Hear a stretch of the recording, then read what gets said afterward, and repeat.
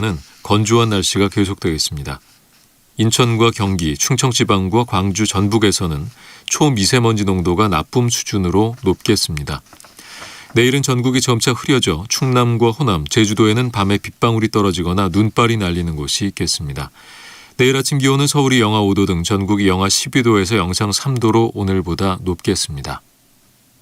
KBS 제일라디오 5시 뉴스를 마칩니다. 이상협이었습니다. KBS. 대한민국 중심 채널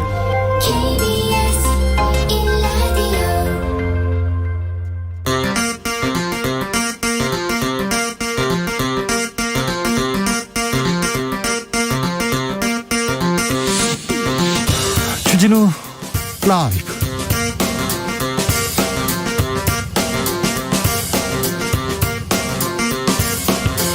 (2022년 1월 21일) 금요일입니다. 안녕하십니까, 주진우입니다. 14조 원, 올해 첫 추경 규모가 확정됐습니다. 코로나로 매출이 감소한 소상공인에게는 방역지원금 300만 원 지급하기로 했습니다.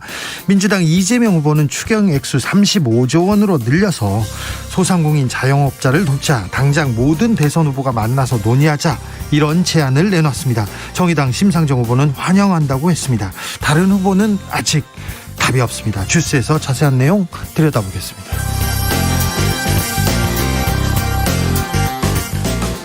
국민의힘 윤석열 후보 홍준표 의원과 만났는데 심상치 않습니다. 홍 의원, 윤핵관이 날 구태 정치인으로 몰았다, 참 가증스럽다, 화가 났습니다.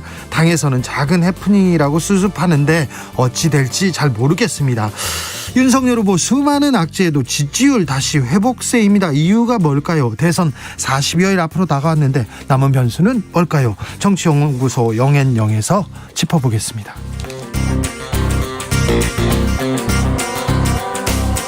MBC가 김건희 씨 7시간 녹취록과 관련해서 후속 보도를 하지 않기로 결정했습니다.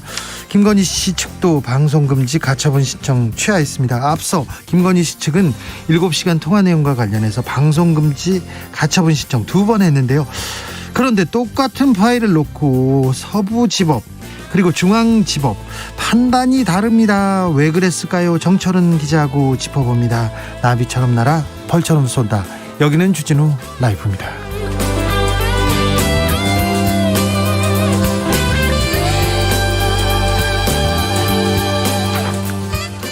오늘도 자중자애, 겸손하고 진정성 있게 여러분과 함께 하겠습니다. 주진우 라이브에서 지난 2주일 동안 소원지원금 드리는 주플리즘 프로젝트 했습니다. 네. 정치인에게 바라는 점, 또 정치에 바라는 소원 들어봤는데요. 많은 사연, 정말 많은 사연 도착했습니다.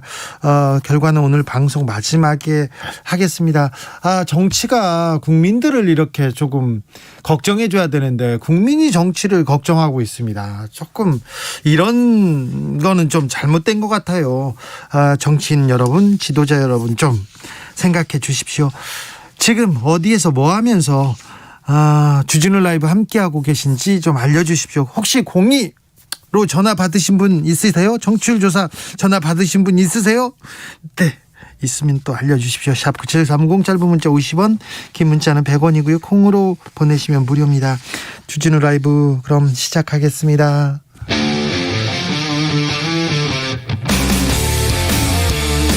탐사보도 외길 인생 20년.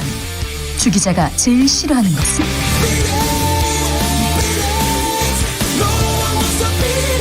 이 세상에서 비리와 부리가 사라지는 그날까지, 오늘도 흔들림 없이 주진우 라이브와 함께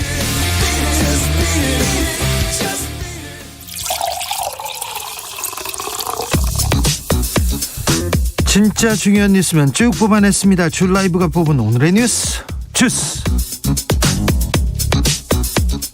정상근 기자, 어서 오세요. 네, 안녕하십니까. 코로나 상황 어떻습니까? 많습니다. 네, 오늘 발표된 코로나19 신규 확진자 수는 6,769명이었습니다. 이틀 연속 6,000명대이고요. 어제보다 167명 늘었고 지난주에 비해서는 2,200여 명 정도가 늘었습니다. 지난주에 비해서도 많이 늘었어요. 네, 위중증 환자 수는 431명으로 감소세를 유지하고 있고요. 사망자는 20명 늘었고 치명률은 0.9%로 약간 떨어졌습니다. 정부가 오미크론 관련 대책 발표했습니다. 네, 정부는 우선 코로나19 오미크론 변이 검출률이 50%를 넘는 그러니까 우세종화할 것으로 예상되는 시점을 다음 주 중반쯤으로 다소 늦췄습니다. 이에 따라 일일 코로나19 확진자 수도 주말 효과가 사라지는 다음 주 중반쯤부터는 이 오미크론 대응 단계 기준인 7,000명을 넘어설 것으로 예상이 되고 있습니다. 참고로 현재는 47.1%가 나왔습니다. 47%든 50%는 아무튼 오미크론 파도가 이렇게 몰려옵니다. 6,000명대 후반이고 7,000명. 다음 주에는 2만 명이 된다는 전문가가 있고요. 9만 명대에 이를 수도 있다는 그런 전문가도 있습니다. 그래서 각별히 조심하셔야 됩니다. 그런데 오늘 스님들이 수천 명이나 모였네요. 이런 코로나 와중에요. 총무원장 스님 꼭 그래야 했습니까? 묻고 싶은데요. 아무튼 코로나 검사 잘 받으시고요. 네, 주변 사람들한테 폐는 좀 끼치지 않았으면 합니다. 자, 그리고 어떤 유튜브 채널에서는 백신 접종이 더 위험하다고 했다가 일주일 정지받았다고 하죠. 가세현 채널. 네. 그러니까 이렇게 근거 없는 말 막 하다가는 큰일 날 수도 있다는 거 여러분 아셔야 됩니다. 국무회의에서 추경안 의결됐습니다. 네, 정부는 오늘 2022년 1차 추가 경정 예산안을 국무회의에서 의결했습니다. 국회 처리만 남은 상황이고요. 정부는 시급성을 고려해서 빨리 처리해달라고 국회에 요청했습니다. 네. 민주당은 이르면 다음 달 10일 늦어도 다음 달 14일까지는 처리를 마치겠다라는 입장이어서 다음 달 중순부터는 지원금 집행이 시작될 수 있을 것으로 보입니다. 소상공인 그리고 중소기업 대출 바로 지급된다면서요? 네, 320만 곳에 300만 원 상당의 방역 지원금이 지급됩니다. 집합금지, 영업시간 제한 등 손실보상 대상 업종뿐 아니라 여행, 숙박업 등 손실보상 비대상 업종까지 포함됩니다. 이것도 부족하다. 더 많이 줘야 된다. 더 빨리 줘야 된다. 이재명 민주당 후보가 대선 후보 긴급 회동을 제안했습니다. 네, 민주당 이재명 후보는 오늘 국민의힘이 제안한 35조 규모의 추가 경정 예산안을 논의해보자면서 여야 대선 후보 간 긴급 회동을 제안했습니다. 이재명 후보는 당 회의를 직접 주재한 뒤 기자회견을 열고 이 국민의힘 제안에 100% 공감하고 환영한다라면서 이 차기 정부 재원으로 35조 원을 마련해 신속하게 소상공인, 자영업자 지원이 가능하도록 모든 대선 후보에게 긴급 회동을 제안한다라고 밝혔습니다. 앞서 국민의힘 원내 지도부는 세출 구조 조정을 통해 재원을 마련해서 32조에서 35조 원 규모의 추경 편성을 요구한 바 있습니다. 그러자마자 바로 이재명 후보가 이렇게 그래 환영한다 하자 이렇게 얘기했군요. 윤석열 후보는 오늘 충청권으로 갔습니다. 가서 춤을 추고 있더라고요. 네, 윤석열 후보는 충청 내륙철도 및 중부권 동서 횡단철도 건설, 충남공항 건설 등 교통 인프라를 확충하겠다라는 내용의 이 충남 지역 발전 공약을 발표했습니다.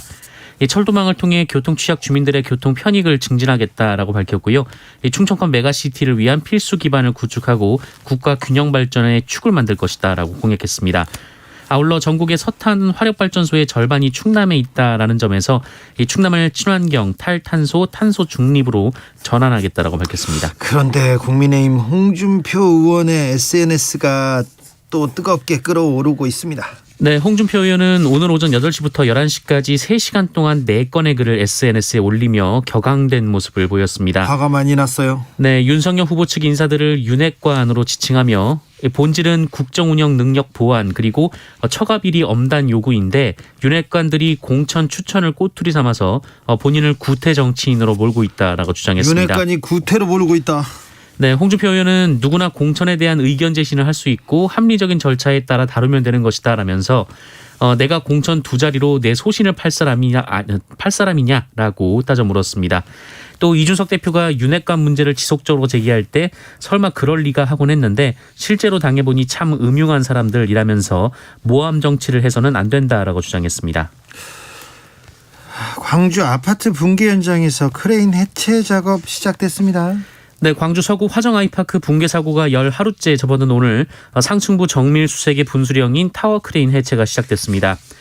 대책본부는 어제까지 타워 크레인 넘어짐 방짐을 위한 쇠줄 고정 작업을 마무리한 바 있습니다. 해체는 조립과 반대 순서로 진행이 되고요. 해체 과정에서의 붕괴 등 이 돌발 사고를 우려해 수색 작업은 전면 중단이 됐고 이 타워 크레인 반경 79m를 위험 구역으로 정했습니다. 그리고 6시까지 이 반경 주민들에게 대피령을 발령한 바 있습니다. 네, 타워 크레인 해체에 이어서 외벽 안정화 등 추가 조치가 주말까지 끝나면 다음 주 초부터는 건물 상층부의 정밀 수색이 가능할 것으로 보입니다. 사법농단 연루 판사들이 있었는데요. 대법원이 징계를 의결했습니다. 네, 대법원이 사법농단 파문으로 재판에 넘겨진 뒤 무죄가 확정된 신광열, 조희연 부장판사에 대한 징계를 문제가 불거지고 2년 7개월 만인 최근에야 의결한 것으로 전해졌습니다. 대법원 법관징계위원회는 신광열 부장판사에게 감봉 6개월을, 조희연 부장판사에게 견책 처분을 각각 의결했고요. 징계 사유는 품위 손상과 법원 위신 실추였습니다. 신광열 부장판사는 서울중앙지법 형사수석 부장판사로 재직하던 2016년 5월 법조 비리 사건인 이른바 정은호 게이트가 법관 비리 사건으로 번지자 조희연 성창업 부장판사와 공모해서 법원에 제출된 영장 청구서 그리고 수사 기록에 담긴 수사 기밀을 임종원 당시 법원행정처 차장에게 전달한 혐의로 재판에 넘겨졌습니다. 네. 하지만 법원은 공모 정황이 없고 설령 공모했더라도 문제가 될 것이 없다라며 무죄를 선고한 바 있습니다. 무죄를 선고받았지만 뭐 잘못이 있지요. 신광열 판사, 조희연 판사 징계를 받았습니다. 근데요, 사법농단에 연루된 판사들이 꽤 많았지 않습니까? 그런데 다른 사람들 징계 받았다는 얘기 못 들었습니다.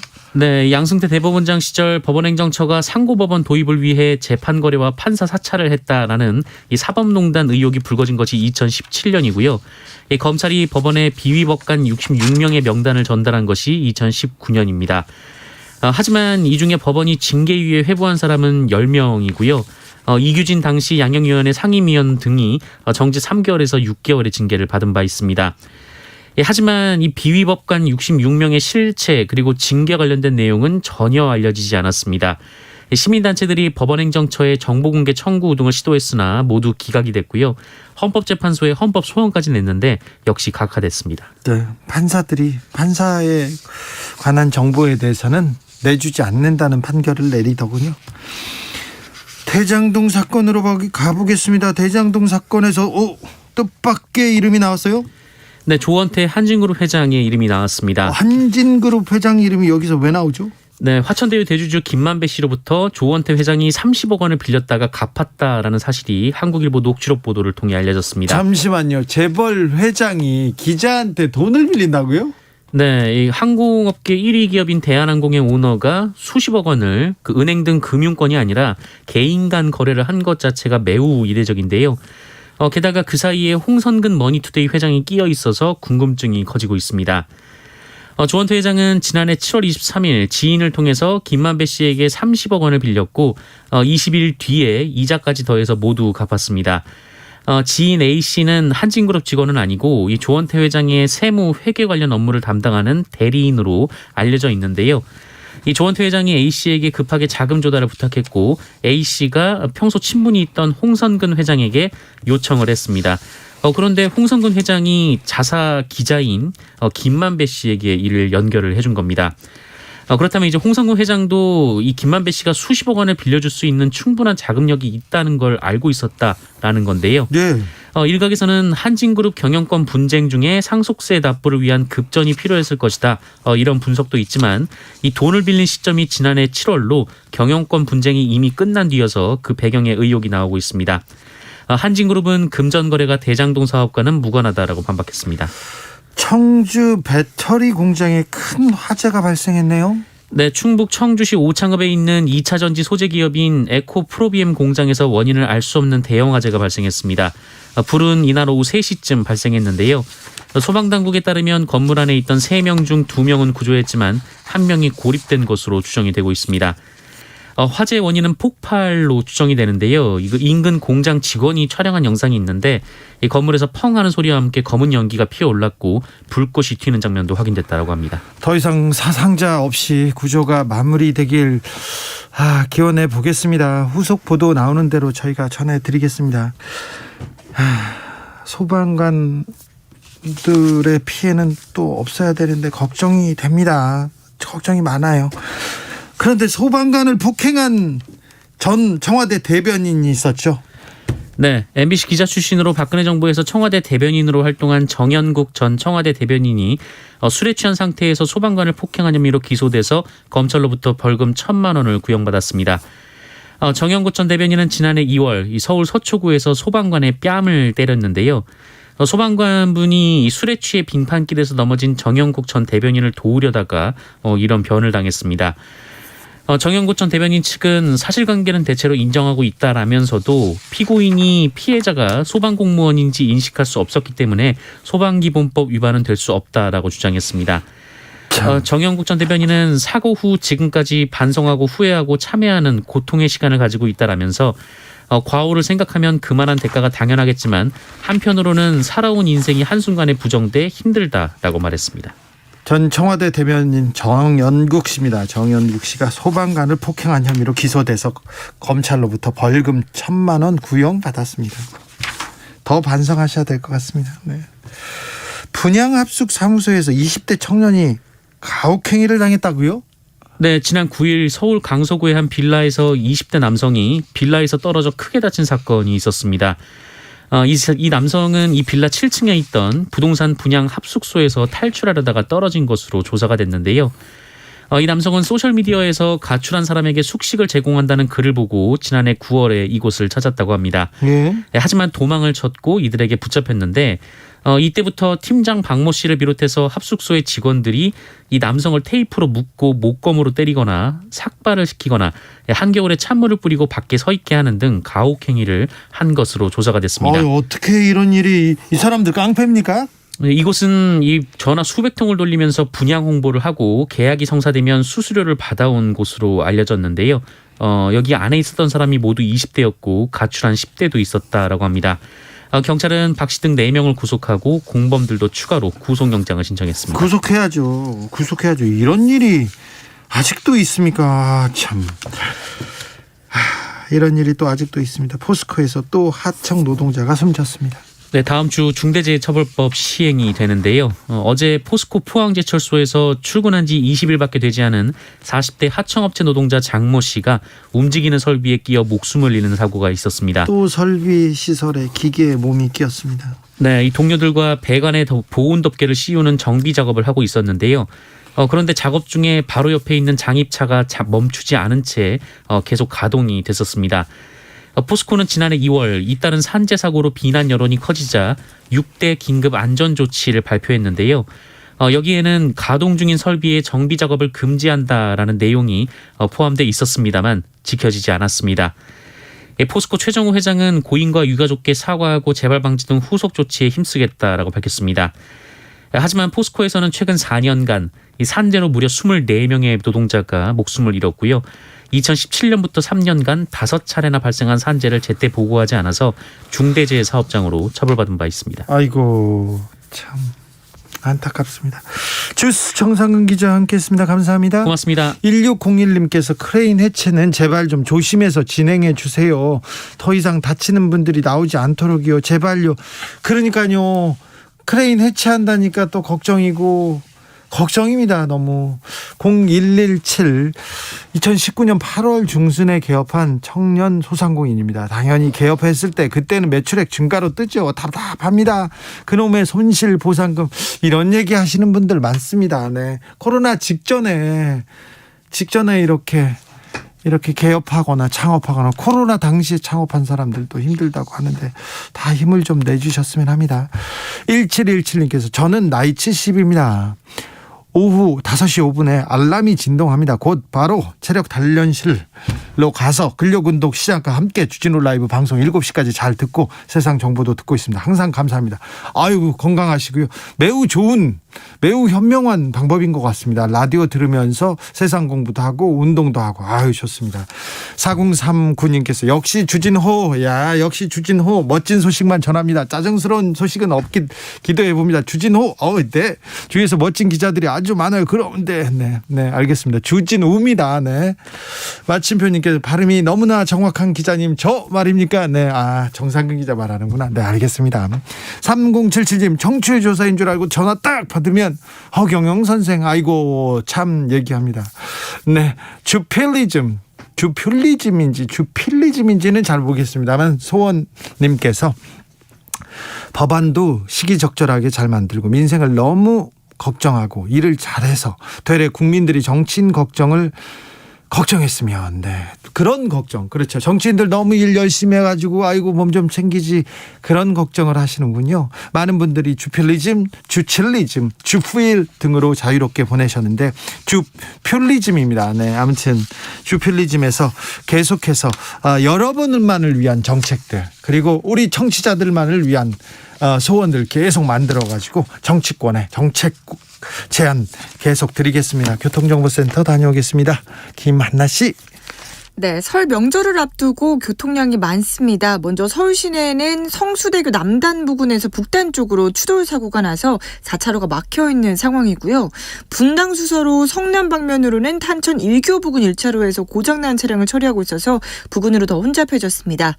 고속도로는 경부고속도로 서울 방면 안성 휴게소 부근에서 오산 부근까지 12km 밀리고요. 이후로도 기흥동탄에서 수원 나들목까지, 또 달래내 부근에서 반포 나들목까지 어려운데, 여기 달래내 부근 1차로에서는 고장난 버스를 처리하고 있어서 더 주의 운전하셔야겠습니다. 반대 부산 쪽으로는 한남에서 서초까지, 또 신갈분기점에서 수원 나들목까지 각각 4km씩 정체고요. 이후로도 천안 부근에서 목천 부근까지 7km 밀립니다. 수도권 제일순환고속도로 정체가 심합니다. 판교에서 구리 방면 송파 부근에서 토평 나들목까지 15km 극심한 정체고요. 일산에서 판교까지는 19km 사이에 차가 많습니다. 서해안고속도로 서울 방면 송악에서 서해대교까지 어렵고, 이후로 서평택 분기점에서 팔탄 분기점까지 15km 사이에 차가 많습니다. KBS 교통정보센터였습니다. 주진우 라이브.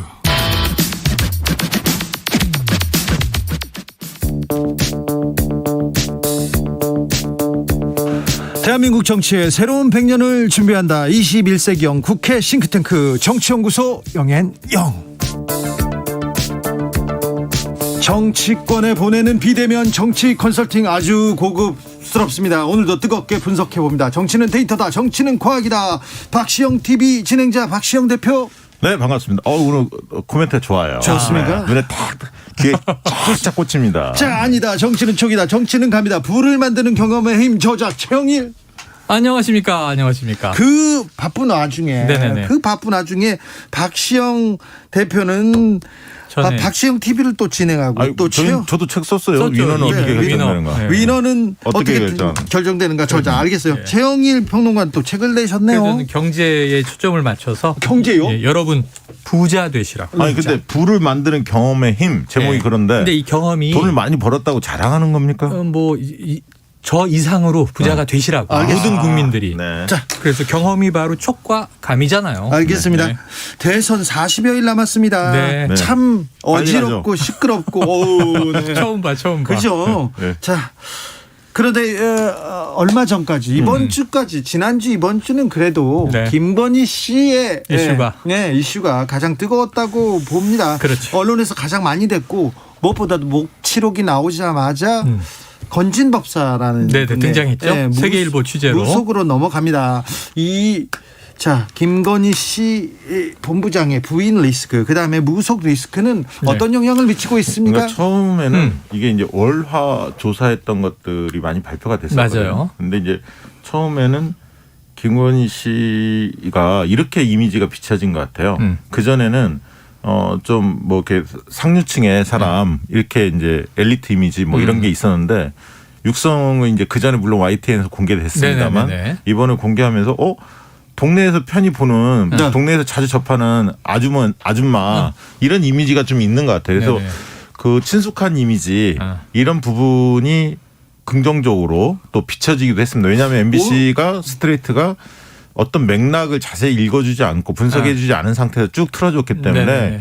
정치 이해도가 좀 낮은 분들은 저게 무슨 의미인지 잘 모르고 그러면 친한 그 기자한테 이것저것 뭐 자기 생각을 동생, 뭐 동생 이러면서 그러면서 이게 오히려 윤석열 후보한테 악재가 아니라 호재까지는 아니더라도 큰 뭐 리스크가 없는 이런 상황으로 간 것 같고요. 여기까지는 생각하는 것 같아요. 네. 그러나 이게 이제 화요일날 건진법사 이 얘기가 세계일보에서 보도가 되면서 무속과 연관된 부분들이 이제 그 전에도 여러 가지 의혹이 있었는데 이 부분이 이제 커진 거예요. 그래서 최근에 수요일 목요일 흐름은 물론 이제 다음 주에 조사 결과가 많이 쏟아지겠습니다만 수요일 목요일 흐름은 조금 다른 것 같아요. 특히 여성 쪽에서 이 무속과 관련해 좀 민감하게 받아들이는 것 같고요. 그래서 주 초에는 오히려 윤석열 후보한테 좀 도움이 됐다면 주 후반에는 우리 윤석열 후보한테 네. 약간 악재로 작용하는 게 아닌가 저는 그렇게 보고 있습니다. 시작이 악재죠. 이건 악재죠. 그런데 이제 다만 아까 말씀하신 대로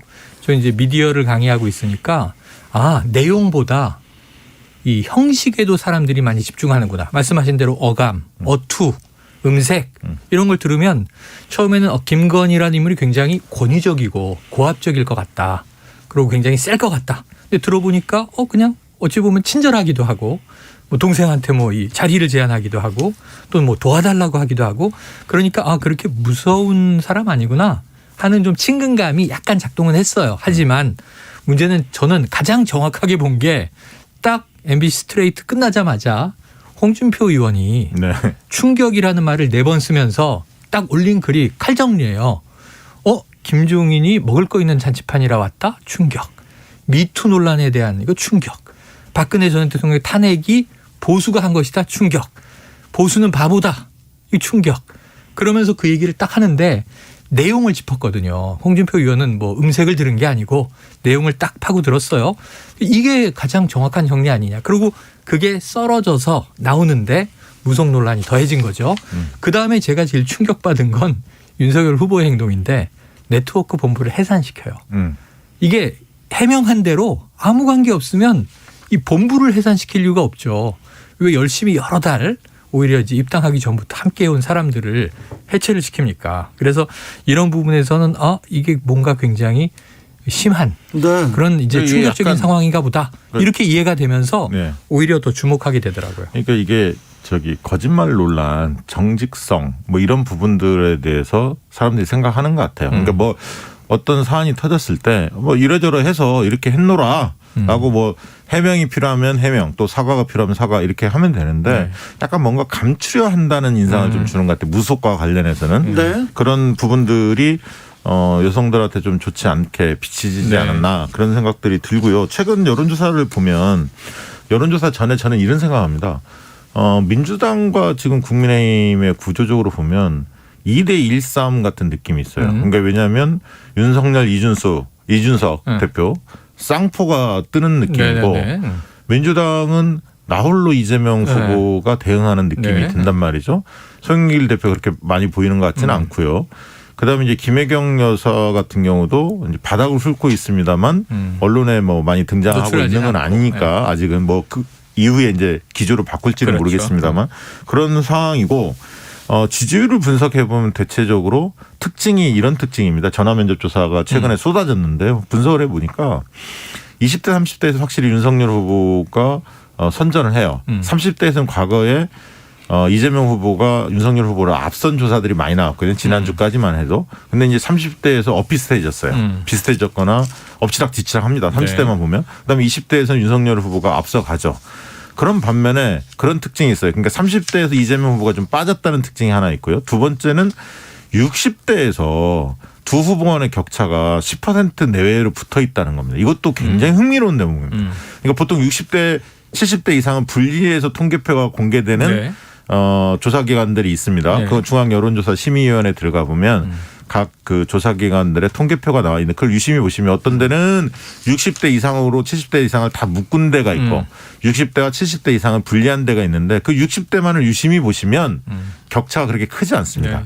그 얘기는 10% 내외라는 얘기는 60대 초반이 이제 오히려 대등한 싸움을 두 후보가 하고 있고 60대 후반은 당연히 윤석열 후보가 앞설 거라고 봅니다. 그래서 이제 10% 정도의 내외에서 격차가 두 후보 간의 격차 유지가 되고 있는데 그런 측면에서 보면 이재명 후보는 20, 30대를 좀 잃었지만 60대에서 득점을 했다. 저는 좀 그렇게 보고 있습니다. 조성빈님께서 방송 전에 기대치가 너무 높아서 오히려 방송 내용이 덜 자극적이 네네네. 되어버린 것 같아요. 맞아요. 앞으로 김건희 논란은 찻잔 속에 태풍이 될 것 같습니다. 예방 주사를 맞은 거죠. 백신 맞았다 이런 얘기 많이 나왔습니다. 네네. 김성진님께서는 김건희 씨 통화 내용 중에 정권 잡으면 가만 안 둔다 이런 거는 내가 주어가 있죠. 주어. 내가도 있고 우리가도 있는데 네. 어쨌든 내가 다 포함되는 표현이에요. 이런 멘트 더 심각한 거 아닌가요? 네. 무속은 아무 영향이 없어요. 이런 정확하게 얘기가 보셨는데 자 지금 김건희 씨의 녹취가 터진다. 일주일 동안 이제 예고가 되면서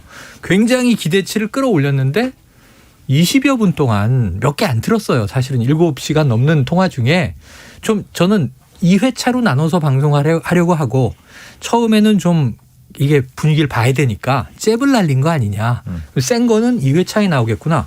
근데 방송을 안 한다는 거예요. 2회차에는 안 한다고 네네. 했어요. 원래 내일 모레 방송 예정이 없어져 버렸어요. 네. 그리고 뉴스데스크 같은 데서 하겠다. 그래서 저는 두 가지로 보는데 방송국 내부 사정으로 보면은 탐사 취재 보도 프로그램인데 그냥 녹취 틀어주고 해설하고 녹취 틀어주고 해설하고 직접 이거는 받은 거잖아요. 서울의 소리에서. 네. 그러니까 프로그램에 또 자존감도 있을 것 같고 두 번째는 정치적인 부담을 너무 크게 느낀 것 같다.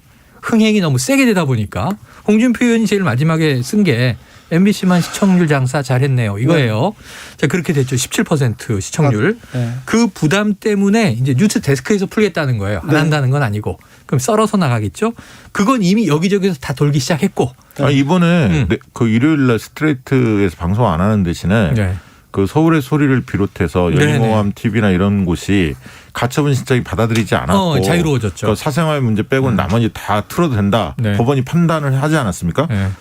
일요일 날 9시에 일제히 그 부분들에 대해서 공개 안 됐던 부분을 직접 이게 특이했다는 겁니다. 아까 하신 질문에 답을 마지막으로 결론을 내리면 잠복해 있는데 이게 안심할 사안이 아니에요. 국민의힘이. 뭐냐면 살라미로 쪼개서 계속 나오는데 이게 언론 취재하고 맞닥뜨려지면 그냥 무속 별거 아닌데 건진법사. 그다음에 그럼 일광조계종 뭔가. 아니 그리고 예전부터 딸이 함께 코바나 컨텐츠 일했다는 건 뭔가 하는 게 자꾸 고구마 주기처럼 나오게 돼서 아니 그리고 다음 주에 커져요. 벌써 국민대에서 그 박사학위 취득 관련해서 네, 교육부에서 네. 입장을 다음 주에 낸다고 하지 않습니까? 네. 그다음에 이제 논문 관련해서도 다음 달에 또 나오고 다음 네. 주에 당장 박사학위 취득과 관련해 교육부에서 발표한다고 하니까 네. 지금 김건희 씨와 관련된 여러 의혹들에 대해서는 계속 커질 것 같고 저는 네, 계속 그는 지속된다 계속 갈것 보고 같아요. 다만 걸크러쉬 원더우먼 막 이런 이제 지지자들도 결집을 하지 않습니까? 김건희 팬클럽도 씨를 늘어나고 굉장히 그 오히려 팬카페 같은 경우도 늘어나고 그런데 저는 그 부분이 오히려 나중에는 역풍에 맞을 수 있다. 중도층들이 보면 뭐 잘한 게 특별히 없는데 네네. 잘못한 게 오히려 많은데 저렇게 가는 게 맞나 이렇게 생각할 수도 있습니다. 그래서 제가 이제 페북에 그런 글도 썼습니다. 원더우먼이 맞는 것 같다. 왜냐하면 해외에 나갔는데 출입국 기록이 안 보이더라. 이번에 그리고 나갔다고 이야기를 했죠. 비리 인정을 의혹이 했죠. 있는데 수사도 별로 받는 것 같지도 않고요. 네. 그래서 이거 조금 그런 소환 부른 원더우먼 기사도 이렇게 있었죠. 이야기하는 것이 그렇게 적절해 보이진 않는다. 알겠습니다. MBC에서는 스트레이트에서는 후속 방송을 안 하기로 했습니다. 제 친정이고요. 저하고 김우성 씨하고 제가 스트레이트 원래 첫 번 할 때 진행자였고 시리즈 1 만들었죠. 만들었었는데 이게 주진우 기자님 책임이네. 아니요. 할 말이 많은데 네. 끈질긴 추적 보도에 대해서 좀 할 말이 많은데 이건 좀 여기서 접고요. 네. 그런데요. 김건희 씨 녹취록이 나왔을 때 국민의힘에서 이재명 욕설 파일로 맞불을 놨지 않습니까? 이건 국민들이 어떻게 반응할까요? 어떻게 이거는 뭐 사실 폭발력을 갖지는 못했어요. 사실 왜냐하면 알고 있기 때문에 대부분 10년 동안 나온 얘기죠. 뭐 나온 얘기고 물론 이제 처음 접한 분들도 있겠습니다만 정치 무관심자라든가 그다음 뭐 2시간을 다 본 분들은 또 입장이 또 바뀌더라고요. 그렇죠. 왜냐하면 저간의 사정을 다 듣고 나면 이재명 후보가 잘한 건 아니겠지만 배경은 이해가 되는 거죠. 왜냐하면 형님이 원인 제공을 확실히 했구나. 그리고 그 발언이 심한 욕설이 어떠한 맥락 속에서 나오는지를 이해하기 때문에 오히려 본분들은 조금 생각이 달라졌다는 반응들도 약간 제법 좀 있습니다. 느낌은 처절해요. 이 맥락하고 보면 이게 가족사 안에 처절한 느낌이에요. 아무튼 맞불을 놔서 뭐 불 대 불로 이렇게 대신 이슈를 좀 정리한다. 대신 이게 아주 폭발력은 없다고 하지만 제가 지금 추정컨대는 약간 한 30대 전후의 여성분들은 지지하던 분들이 상당히 좀 난감해하고 있는 네. 그런 또 정황은 있습니다. 자, 그 홍준표 의원이 윤석열 후보하고 이렇게 회동을 하면서 처가비리 엄단 네. 얘기하면서 국정수행 능력이야 뭐 보여줘라 얘기했겠지만 처가비리 엄단 얘기하면서 얘기했는데 아무튼 어디에서 잘못됐는지 홍준표 의원 나 안 갈래. 구태 정치인으로 몰아 나를 그러면서 화가 그게 났어요. 예. 사실 한 언론이 그 최재형 감사원장이랑 대구 쪽에 보궐선거에 자기 사람을 공천권을 요구했다라는 기사가 나와버린 거예요. 그렇지. 바로 네. 그러면서 이제 권영세 네. 선대위 그 본부장이죠. 구태다. 예, 구태다. 당원들도 그렇게는 안 한다. 지도자는커녕 당원 자격도 없다. 감정을 뭐 자극한 거죠. 홍준표 전 대표에 대해서. 그러니까 이제 그렇게 하면서 서로 험한 말을 주고받다 보니까 방자하다 이렇게 나왔어. 지금 방자하다 이러면서 사실상 결별 수순에 들어간 거 아니냐. 원팀은 쉽지 않아 보입니다. 그리고 김종인 전 선대위원장도 오늘 인터뷰를 했는데 다시 들어갈 생각 없다 캠프에. 네네. 이건 명확히 했습니다. 네, 김건희 씨가 또 김종인 위원장한테 또 한 얘기도 있고요. 그 얘기를 듣고 어떻게 그럼 뭐 잔치밥 먹으러 간 사람이 돼버렸는데 움직일 수 있겠어요. 그런데 김종인 위원장과 윤석열 후보가 결별하자마자 김종인 위원장의 영향력이 급격히 떨어집니다. 언론 영향력이. 네네네. 네, 보수 신문에서 잘 안 받아줍니다. 전에는 받았었는데. 그렇죠. 홍준표 의원도 아마 합류하지 않더라도 그렇게 될까요? 아니면 다른 변수? 홍준표 의원은 홍카콜라도 있고 페북도 있고 그리고 또 청년들하고 이게 소통도 하고 있잖아요. 여기서 우리가 다 사람이잖아요. 네. 만약에 이렇게 큰 대선 정치판이 아니라 그냥 방송국 내 뭐 동아리에서 벌어진 일이라 하더라도 자 주진우 기자가 박시영 씨를 팽했어. 최영일 너도 나가. 이제 안 놀아. 내가 그럴 수 있나요? 아니. 그런데 그렇게 판이 돌아가면 팽당한 사람끼리 뭉칩니다. 네. 정치판에서도 그래요. 그렇죠. 자 지금 김종인 아웃, 홍준표도 이제 아웃. 뭐 내가 안 가 그랬지만 그렇게 아웃이 돼서 이제 이 인싸였는데 한때는 아싸가 됐어요. 네. 이런 분들이 얼마나 더 이 허탈감이나 상실감이 커요. 그럼 또 끼리끼리 뭉쳐요. 예? 못 뭉쳐요. 근데 김종인, 어디 뭉치지? 홍준표 두 분 어디 물과 뭉치지 기름입니다. 그러는데 네. 아니 저기 그 사랑방이 있어요. 네, 이번에는 있어요. 네, 국민의 당 사랑방도 있어요. 네. 예를 들면 왜냐하면 김종인 전 총괄 선대위원장은 원래 제3지대주의자였어요. 그렇죠. 구심력이 없어서 그랬지. 네. 반기문 전 총장이나. 그래서 제가 본 긴밀하게 뭉쳐서 캠프가 보강된다기보다는 이 양쪽의 간을 보면서 지원 사격하기 좋은 포지션들에 지금 나가 있습니다. 안철수 후보한테 갈 수 있을까요? 뭐 가거나 아니면 도움이 지지를 되게. 해주는 운을 띄워주거나. 그렇게 한다고 해서 영향력 없고요. 제가 볼 때 김종인 전 선대위원장의 영향력은 급속도로 약화됐다. 왜냐하면 선대위원장 그만둔 다음에 여론조사를 바로 돌렸어요. 그 배제했던 부분들, 사퇴했던 것들에 대해서 국민들이 어떻게 평가하는지. 그랬더니 그 당시에 잘한 일이다. 긍정적으로 평가하는 사람들이 훨씬 높았어요. 네네. 그러니까요. 그래서 김종인 전 위원장의 힘은 쭉 빠졌어요 이미. 그리고 그런 제왕적 리더십의 형태를 별로 좋아하지 않거든요. 자, 지금은 선거 막판이고 그러니까 홍준표 의원의 영향력도 쭉 빠질까요? 홍준표 의원의 영향력은 젊은 세대한테는 유지하는데 문제는 홍준표 후보는 뭐 윤석열 후보에 대해서 비판적이지만 보다 이재명 후보를 더 강하게 때릴 겁니다. 네, 네. 2대1 비중으로. 그러면서 이제 본인을 지지하는 사람들에 대해서 영향력 유지하려고 생각하겠죠. 네. 그렇다고 해서 그분이 뭐 그 윤석열 후보만 뭐 집중적으로 공격한다? 그러지 않을 겁니다. 자, 2348님 김건희 씨 거는요. 흥미는 있어요. 흥미롭지만 후보와의 관계없는 연예인 스캔들 같은 얘기에 지나지 않는 것 같군요. 그렇게 사람들이 생각하는 것 같군요 하면서 대선과는 관계없을 것 같습니다. 이렇게 얘기하시는 분이 있습니다. 자, 넘어가 보자고요. 이렇게 악재가 많은 국민의힘. 민주당에도 악재는 있습니다. 이해관 얘기도 나오고 불교계하고 갈등도 있는 이 문제는 어떤 영향을 미칠까요? 그래서 오늘 승려대를 했는데 그 5천 명. 저게 뭐 숫자를 정확히 세보지는 않았지만 스님들은요 많이 모이면요 잘 모르겠더라고요. 숫자를 모르겠어요. 굉장히 많이 반짝거리시니까요. 많이 오셨겠죠. 네.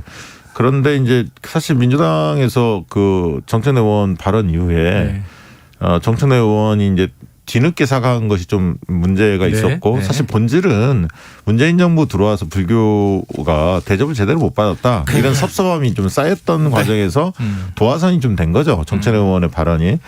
그런데 사실 국민들 여론조사를 만약에 돌려보면 그런 통행세, 물론 불교계 주장들이 일리가 있습니다. 네네네. 문화재 관리하는 문화재 보존의 의미가 있으니까요. 그래서 국민들이 또 등산객들이 보면 불만 있는 것 또한 있죠. 사실이에요. 정부가 뉴스에 역할을 더 해야 간혹 하는데. 그럼요. 그래서 사실 정청래 의원이 그 발언이 도가 지나친 건 분명히 맞지만 표현이 그랬죠. 조금 늦게 사과했다 해서 그걸 가지고 저렇게까지 이야기하는 것은 지나치게 대선에 개입하려는 의도 또한 있는 거 아니냐. 왜냐하면 대선판이 벌어지니 본인들의 어떤 주장을 관찰하려는 그런 어떤 힘으로서 관찰하려는 그런 모습도 좀 보여요. 솔직히 이런 보면. 모습은 선거 때마다 좀 있었어요. 다 있죠, 사실. 선거 때마다 뭐 대부분의 이제 사실은 저는 불교계는 좀 다르게 봅니다만 다른 이제 뭐 직능단체, 이익단체들은 다 이렇게 단체의 힘, 표심을 가지고 움직이긴 하는데 이번은 저는 조금 박 대표님 얘기보다는 심각하게 봐요. 승려 대회가 열린 게 이게 한 18년 만인데 거슬러 올라가면 1994년에 승려대회가 생각이 나요. 네. 그때는 종단 내부의 개혁을 요구하는 불교 내의 개혁파에서 승려대회를 소집해서 어찌 보면은 불교계 내의 구파와 신파가 격돌하는 내부적인 이슈의 승려대회였는데 이게 정부의 특히 이제 여당의 문제를 제기하는 게 승려대회가 해마다 있는 게 아니거든요. 18년 만에 산에서 내려와서 5천 명이 모였는데 이 얘기를 하는 건 쌓인 불만이 터지는데 저는 문재인 정부에 대한 불만도 아니라고 봐요. 이명박 정부 때 뭐 친불교 정책 폈습니까? 당시에는 친개신교 정책이죠. 아니에요. 근데 그분들은 예를 들면 그 문재인 대통령이 카톨릭 신자잖아요. 교황을 지금 벌써 두 번인가 만났지 않습니까? 마련했고. 그런 부분들에 대해서도 민감하게 생각하고 또 뭐 캐롤성이라든가 뭐 교회 관련된 이런 부분들에 그래서 대해서 지금 문화부 장관 사퇴 그런 걸 주장하는데 그게 이제 쌓여 있었다는 거죠. 그걸 이제 하는 건데 특히 지금은 제가 듣기로 뭐 어떻든 자승 그 전 총무원장 이름도 많이 나옵니다. 네. 그런 분들이 좀 더 이 대회를 하게끔 추동도 하고 역할을 많이 했다는 거예요. 근데 자승 전 원장은 MB하고 굉장히 가까웠던 인물 아닙니까? 정치색이 상당히 있는 인물인데 어찌됐든 최근에 여론조사를 불교계에서도 일부 시민단체가 해봤어요. 승려들 대상으로. 근데 이 부분에 대해서 비판 여론이 더 높아요. 승려들 뭐 조사를 해봤더니 물론 1,000명 안팎에서 했지만 그래서 저는 물론 불교계의 심정은 그 승려분들의 주장에 타당성이 있는 부분도 있겠지만 지금 시점에 이렇게 해야 하는지에 대해서 자, 그 부분에 대해서는 방역 문제도 있는데 코로나 지금 6,700명대인데 스님들이 왜 산에서 꼭 내려왔어야만 할까 뭐 그런 건 좀 걱정이 됩니다. 그런데 이 문제를 가지고 정청래 의원한테 이해관이 탈당을 하라고 했다 말라고 했다 누가 했는지 하면서 이해관하면서 민주당 내부에서 동료가 더 커질 분열로. 가능성도 있습니까? 그래서 그거는 정청래 의원이 삭제하긴 했지만 이게 좀 뭐랄까 언짢은 그 상황에서 뭐 일잔을 하고 올린 글인데 잘못했다 하고 본인이 삭제할 수는 있으나 이해관으로 표현한 거는 정청래 의원의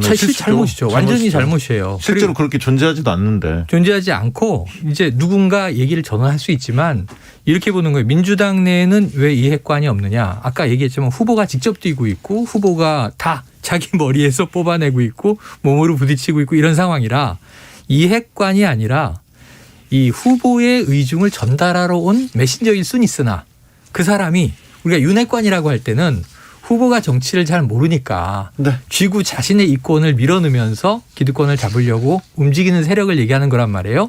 그러니까 이름도 못 밝히는 거죠. 자, 이해관이라는 표현은 좀 논란이 되니까. 대선이 얼마 남지 않고요. 지금 이슈가 너무 많습니다. 자, 짧게 하나만 잠깐.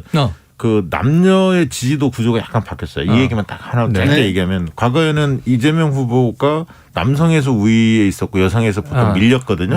윤석열 후보한테. 그렇다고 근데 하죠. 최근에는 남녀에서 서로 간에 차이가 없어졌어요. 남성도 비슷하고 여성도 비슷하게 바뀌었어요. 그거 추정하면 김건희 씨 통화 녹취 파일 이후에 저는 남성층의 호감이 올라갔다면 여성층의 비호감이 올라갔다고 봐요. 그렇습니다. 네. 이준석 대표의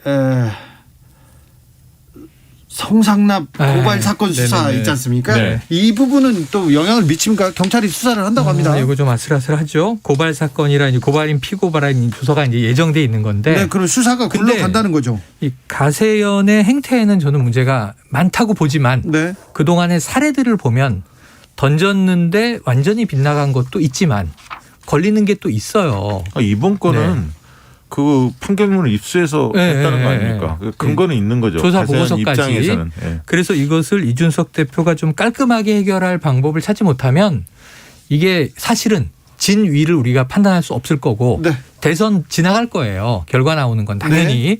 그런데 뭔가 찜찜한 여운이 이준석 대표에게 남아 있을 것이다. 그러니까 지금- 낙인 효과가 갈 것 같다. 그렇죠. 그 전에 이제 지금 이준석 어떻게 보면 대표의 활동 폭이 크게 열렸는데 네. 갈등을 봉합하면서 특히 또 이대남 관련해서 캠페인을 앞에서 진두지휘를 했는데 그렇죠. 이 사안으로 인해서 상당히 어떻게 보면 보폭을 조절하거나 어찌 보면 선거판에 전면에 설지 못할 수도 있습니다. 못할 수 있습니다. 그러니까 이게 지금 아직도 2030 여성들은 이 사안에 대해서 많이 몰라요. 네.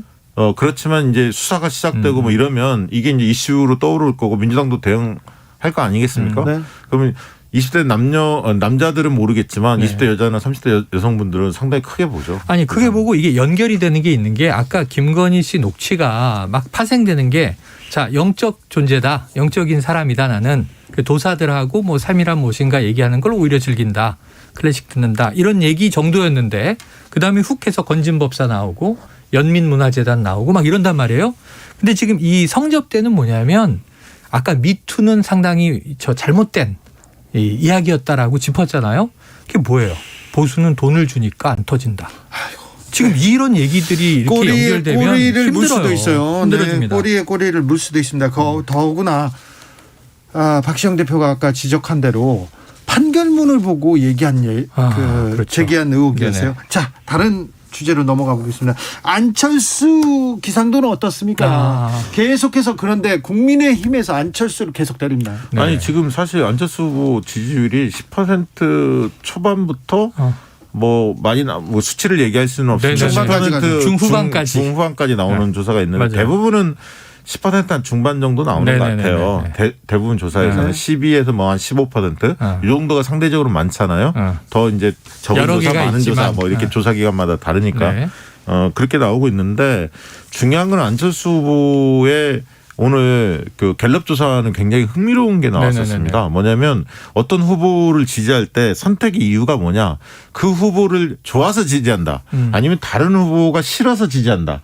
이거를 냈는데 통계표를 보시면 갤럽 조사를 보시면 굉장히 흥미롭습니다. 그러니까 이재명, 윤석열, 안철수의 세 분을 네네네네네. 지지하는 분들의 패턴이 완전히 달라요. 네, 그래서 뭐 맞아요. 수치를 얘기하지는 않겠지만 이재명 후보 쪽을 지지하는 분들은 이재명 후보가 좋아서 이게 응답이 훨씬 높고요. 예. 그다음에 윤석열 후보의 경우는 둘의 응답이 엇비슷합니다. 그러니까 윤석열 후보가 좋아서 다른 후보가 싫어서 이게 엇비슷한데 안철수 후보의 경우에는 안철수 후보가 좋아서는 많지 않고 다른 후보가 싫어서 안철수 후보를 지지한다는 여론이 훨씬 많거든요. 네네. 플랜 B. 그래서 계속 지지 의향, 지지 강도를 측정해봐도 안철수 후보의 지지층이 상대적으로 지지 강도가 낮습니다. 네네. 다른 후보로 옮겨갈 가능성이 그런 조사들이 많이 나오기 때문에 아직은 안철수 후보가 조금은 더 노력을 해야 변수가 될 수 있다.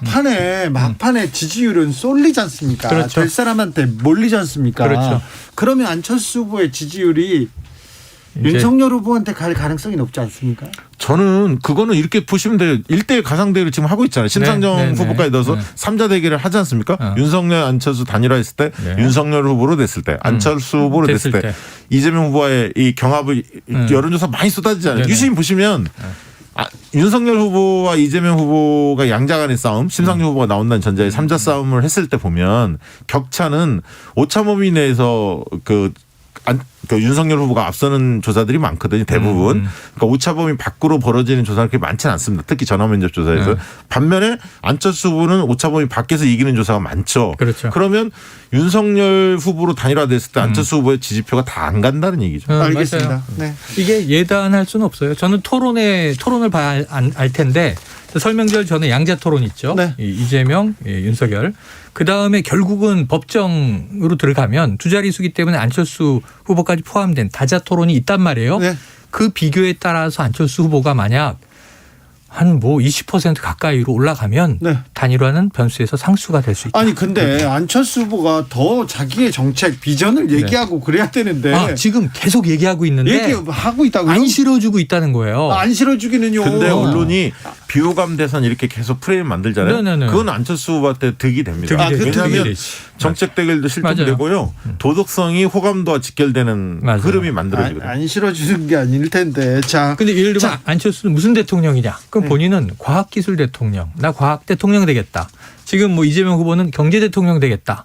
윤석열 후보는 정권 교체 대통령 되겠다. 이렇게 이해가 되는 거죠. 네, 알겠습니다. 자, 오늘 진중권 전 교수가 정의당에 복당했습니다. 그래서 제가 제 아는 정의당 지지자가 연락이 와가지고 아이고 정의당 죽어라 하네 이렇게 얘기하시더라고요. 아니 사람이 들어왔는데 왜 네, 근데 이거는 어떤 영향을 미치십니까? 아니 왜냐하면 최근에 진중권 전 동양대 교수의 이 행보와 언행을 보면 이 마치 보수인 것처럼 본인은 보수라고 얘기한 적 없어요. 그냥 나는 원래 이 자리에 있었다라고 하지만 윤석열 후보 스탠스가 바뀌면서 주변에서 이렇게 공격하는 것처럼 그리고 보수의 지지를 많이 얻었죠. 네. 모든 언행이. 네. 그런데 정의당은 사실은 민주당보다 더 좌쪽에 있는 어찌 보면 상대적으로는 급진 진보 정당이란 말이에요. 원래 진중권 그 교수는 모두가기의 전문가였는데 원래 과거에는 최근 들어서는 어쨌든 조국 사태 이후에는 민주당만 까죠. 한쪽만. 그러다 보니까 약간 합리적 균형감 이런 부분이 과거보다는 상당히 약화됐다. 상대적으로 이런 보수를 지원하는 역할이 돼버렸다. 근데 이제 정의당으로 돌아가니까 뜬금없어 하는 사람들도 꽤 있더라. 저는 크게 도움 안 될 것 같은데. 근데 도움이 되는 것보다도 진중권 전 교수든 심상정 현재 후보든 정의당은 정체성에 대한 지금 본질적인 개혁을 스스로 해야 돼요. 그러니까 페미니즘 정당을 지금 표방하는 거 아닙니까? 한국 정치에서 그런데 그렇지도 않아요. 안 그렇죠. 정의당이 페미니즘만 외치는 건 아닌데 차라리 그렇게 확실한 페미니즘 정당이면 읽혀진다는 거죠. 과거에는 이제 노동자들을 대변하는 이번에 소수자를 심상정 대변하는 후보의 정당이었는데 공약이 특성이 없어요. 페미니즘 공약도 세지 않아요. 뭐냐면 배터리 산업을 성장시키겠다. 이런 좀 굉장히 기성화된 공약. 이게 오히려 색깔이 없었던 게 문제였다. 근데 정체성부터 본질 좀 혁신을 해주시면 좋겠다. 정치연구소 영앤영 최영일 박시영 최영일 두 분 감사합니다. 고맙습니다. 저희는 잠시 숨 좀 돌리다가 6시 2부에서 찾아뵙겠습니다.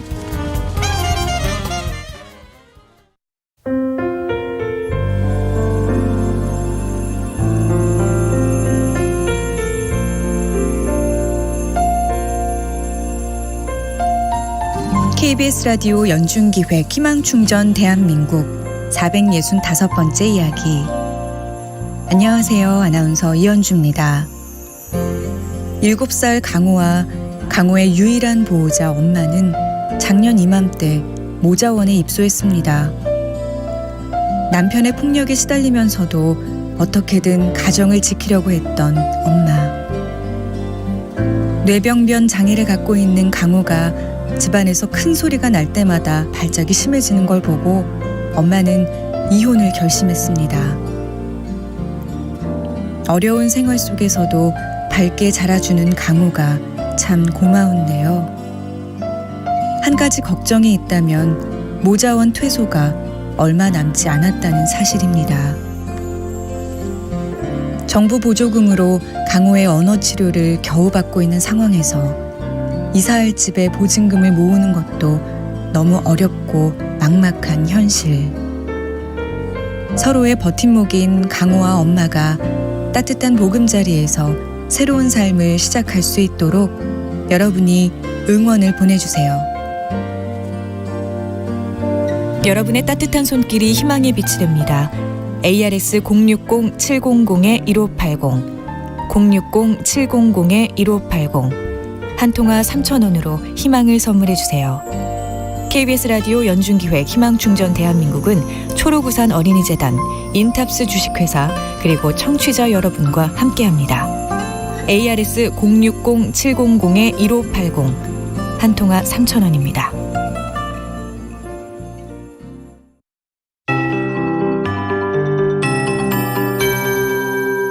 KBS 58분 날씨. 기분 좋은 소식은 당분간 큰 추위 없이 평년보다 기온이 높다는 것이고요.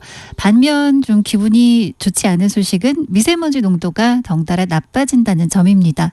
중서부나 일부 남부 내륙으로 오늘 밤새 미세먼지 농도가 좋지 않겠고요. 길게 모레 일요일까지 대기 정체로 인해서 이렇게 중서부나 일부 남부 지역 중심으로 미세먼지 농도가 나쁘겠습니다. 평년보다 당분간 기온은 높겠습니다. 내일 아침 서울이 영하 4도로 출발하면서 오늘보다 거의 5도 가까이 오르겠고요. 평년보다 기온이 높습니다. 전국이 영하 12도에서 4도 분포인데요. 이렇게 많은 지역으로 아침 기온, 낮 기온 모두 평년을 웃돌겠지만 아직 한파주의보가 남아있는 곳이 있습니다. 경기 북부나 강원 내륙과 산지로는 내일 아침 기온이 여전히 영하 10도 이하로 추운 지역이 되겠습니다. 낮 기온은 내일 서울이 5도, 모레는 7도, 월요일은 9도로 점차 낮 동안에 더 기온이 오르겠고요. 전국적으로 내일은 3도에서 12도 분포 보이면서 대부분 5도에서 10도 안팎이 되겠습니다. 오늘 밤새 대부분 지역이 맑은데요. 내일은 밤에 전라권과 제주에 빗방울이나 눈날림 있겠고요. 모레 일요일 아침까지 일부 충청과 남부지방 제주에 비나 눈이 약간 오겠습니다. 지금 서울 기온 3.7도입니다. 최영우였습니다.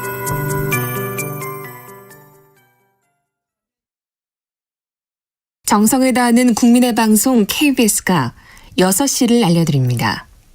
AM 711kHz, FM 97.3MHz, KBS 1라디오입니다. HLKA.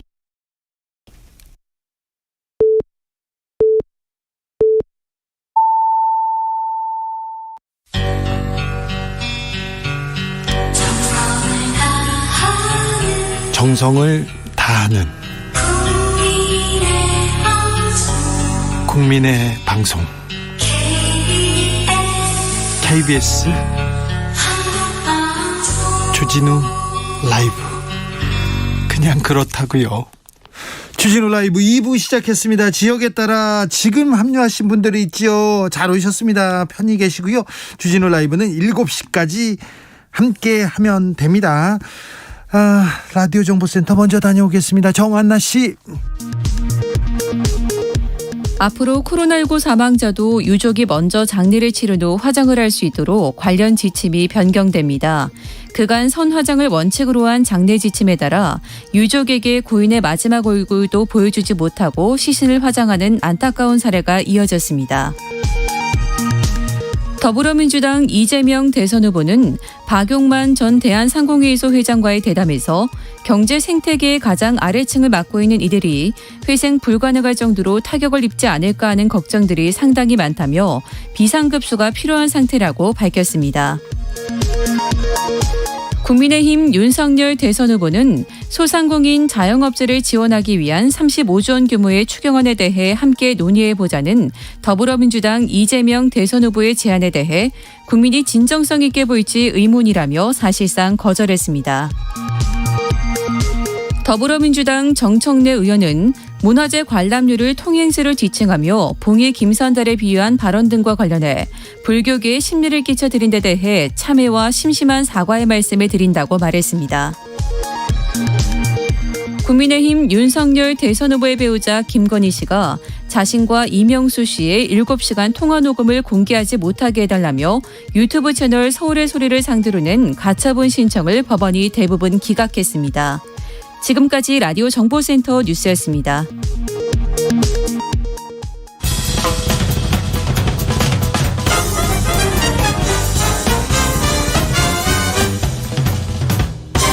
훅 인터뷰. 작전명 아덴만 여명, 우리 청해부대 해적 소탕 작전은 그야말로 완벽에 가까웠습니다. 올라가! 청해부대 특수전 요원들은 5시간의 작전 끝에 한국인 8명을 포함한 인질 21명을 모두 구출해냈습니다. 선원 21명 전원을 구출하였습니다. 우리 청해부대 UDT 작전팀은 전혀 피해가 없는 완전 작전이었습니다. 11년 전 오늘이었습니다. 아라비아 반도 예멘과 소말리아 사이에 아덴만이라는 곳이 있는데요. 소말리아 해적에게 3호 주얼리호 선원 21명이 피랍됐습니다. 그래서 아덴의 여명. 우리 군이 대한민국 청해부대가 거기까지 가서 총상을 입은 석해균 선장을 구출하고 나머지 선원들도 완벽하게 구출했습니다. 대한민국 해군의 위상을 전 세계에 알렸는데요. 그 용맹했던 아덴만의 영웅 모셨습니다. 황기철 전 작전사령관입니다. 지금은 국가보훈처장 맡고 있습니다. 안녕하세요. 예, 안녕하십니까. 네, 오늘이 아덴만 작전 11주년입니다. 네, 그때 많은 생각 드시죠? 예. 네. 벌써 11년이 되었네요. 그러니까. 그때 작전사령관으로 거기 직접 가셨어요? 현장에서는 있고 저 작전사의 지휘소에서 지휘하는 그런 역할을 했습니다. 네네. 그래서 저는 오늘 그 부산 해군 작전사에서 있었던 그 기념식에 참석을 하고 왔습니다. 네.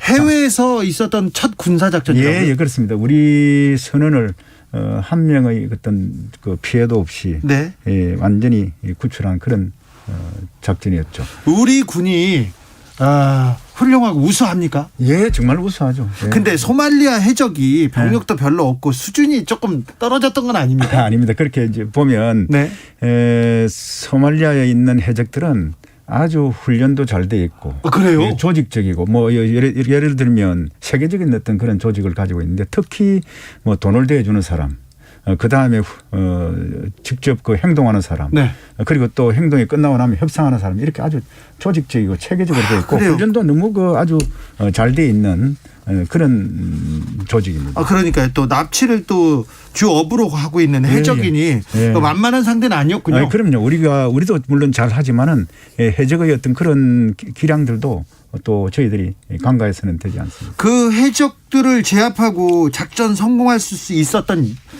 요인은 뭡니까?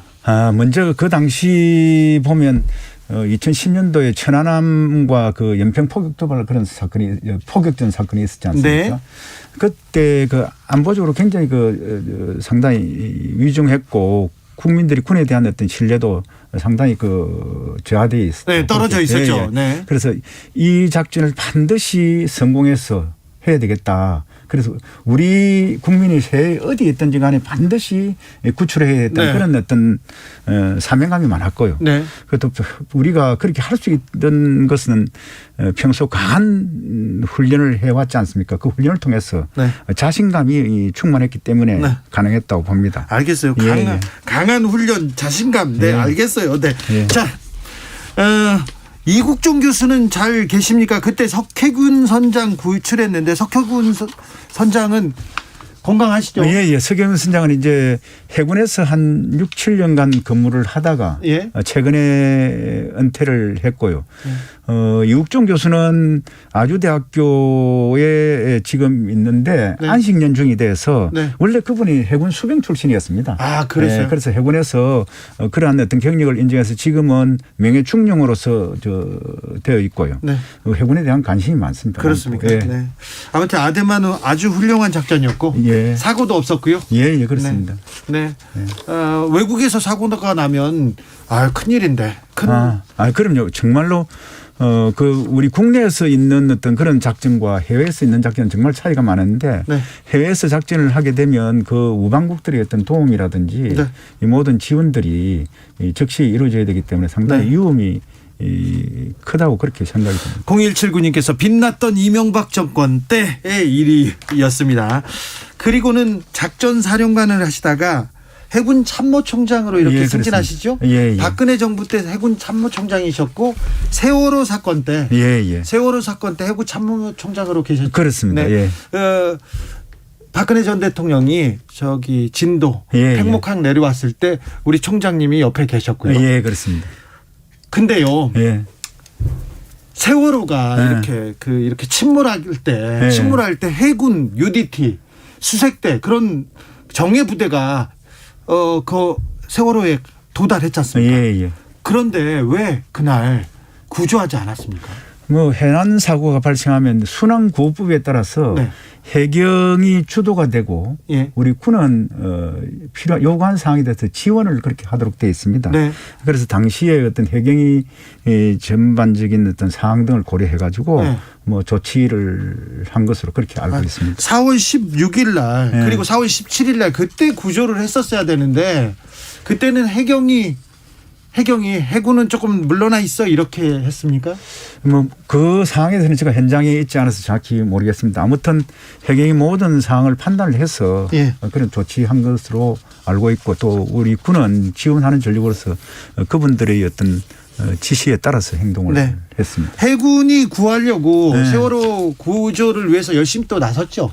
예, 그렇죠. 그 우리 장병들이 정말로 우리 학생들과 세월호에 그 희생된 분들을 하루라도 빨리 구하기 위해서 모든 노력을 다 했습니다. 정말 눈물겨운 그런 구조 활동들을 했죠. 왜 근데 박근혜 정부에서 그 당시에 그렇게 탄압받으셨어요? 왜 검찰이 왜 총장 그 해군 참모총장을 왜 이렇게 못 살게 굴었습니까? 글쎄 제가 이유가 좀 있지 않았겠습니까? 제가 여기서 말씀드리기는 부적절한 것 같습니다. 알겠습니다. 자, 그리고 지금은 문재인 정부에서 국가보훈처장을 총괄하고 있습니다. 국가보훈정책을 총괄하고 있습니다. 국가보훈처장으로서요. 이게 국가보훈 작업하고 안보 이 작업하고 이게 좀 일맥상통하는 부분이 있습니까? 예, 사실은 보훈이 바로 안보입니다. 이 보훈과 안보는 뗄래야 뗄 수 없는 그런 관계고요. 네. 저는 군에 있을 때 부하들을 항상 그 작전 지시 명령을 할 때 우리 부하들이 이 최전선에 나갈 때 그 위험이 따르지 않습니까? 네. 그래서 그런 상황 때마다 언제나 국가와 국민이 우리를 지켜줄 것이라고 그렇게 믿었습니다. 네. 그리고 이제 국가나 안보를 위해서는 우리 장병들이 위기 때마다도 망설임 없이 나갈 수 있는 어떤 그런 그래야죠. 게 만들어야 되거든요. 그게 바로 지금 보훈이고 또 그게 안보의 그 어떤 가장 기저 안보인 그 셈이죠. 네네. 근데 문재인 정부가 세월호에 신경 쓰는 것만큼 연평해전 천안함 피해 장병들을 위해서 신경 썼느냐 이렇게 소리치는 분들도 있습니다. 저는 정말로 그 부분만큼 자신 있게 말씀을 드리겠습니다. 지금 대통령께서 어떤 보훈에 대해서 정말로 진정성 있게 그렇게 하시지 않습니까? 그런 여러 가지 조치들이 많습니다. 결국 보훈이라는 것은 국가 유공자에게 보답하고 예우하는 또 그리고 그 정신을 이제 함양시키는 선장하는 것인데 보시면 정부에서는 국가보훈처장을 장관급으로 그렇게 격상을 시켰고요. 또 독립유공자분들을 많이 발굴하고 포상을 했습니다. 특히 여성운동가들 같은 경우에는 전체가 한 544명 정도 되는데 이 중에 45%인 245명을 이번 정부에서 발굴하고 포상을 했습니다. 또 아울러서 보상과 이런 부분에서는 참전 명예수당이라든지 그다음에 보상금 등을 큰 폭으로 인상을 시켰고요. 또 국가유공자가 고령화가 되어감에 따라서 의료 지원 혜택을 많이 넓혔습니다. 저기 연평해전 생존자 그리고 천안함 생존자들도요? 예, 마찬가지입니다. 지금 이제 연평해전 천안함 생존자분들은 거의 다 국가유공자 신청한 분들이 많이 등록이 되었습니다. 그렇습니까? 예. 그래서 지금 이 연평해전 같은 경우에는 작년 말 등록을 신청한 예비역이 이 생존자 13명 모두가 국가유공자로 다 해서 이제 종료가 됐고요. 천안함 장병에 대해서도 현재 29명 중에 19명이 등록이 완료됐고 나머지는 진행 중에 있는 분들도 있어서 문재인 정부에서 거의 그 마무리될 것으로 이렇게 봅니다. 그래서 문재인 정부가 연평해전 생존자 그리고 천안함 생존자들 이 그 보훈 사업 잘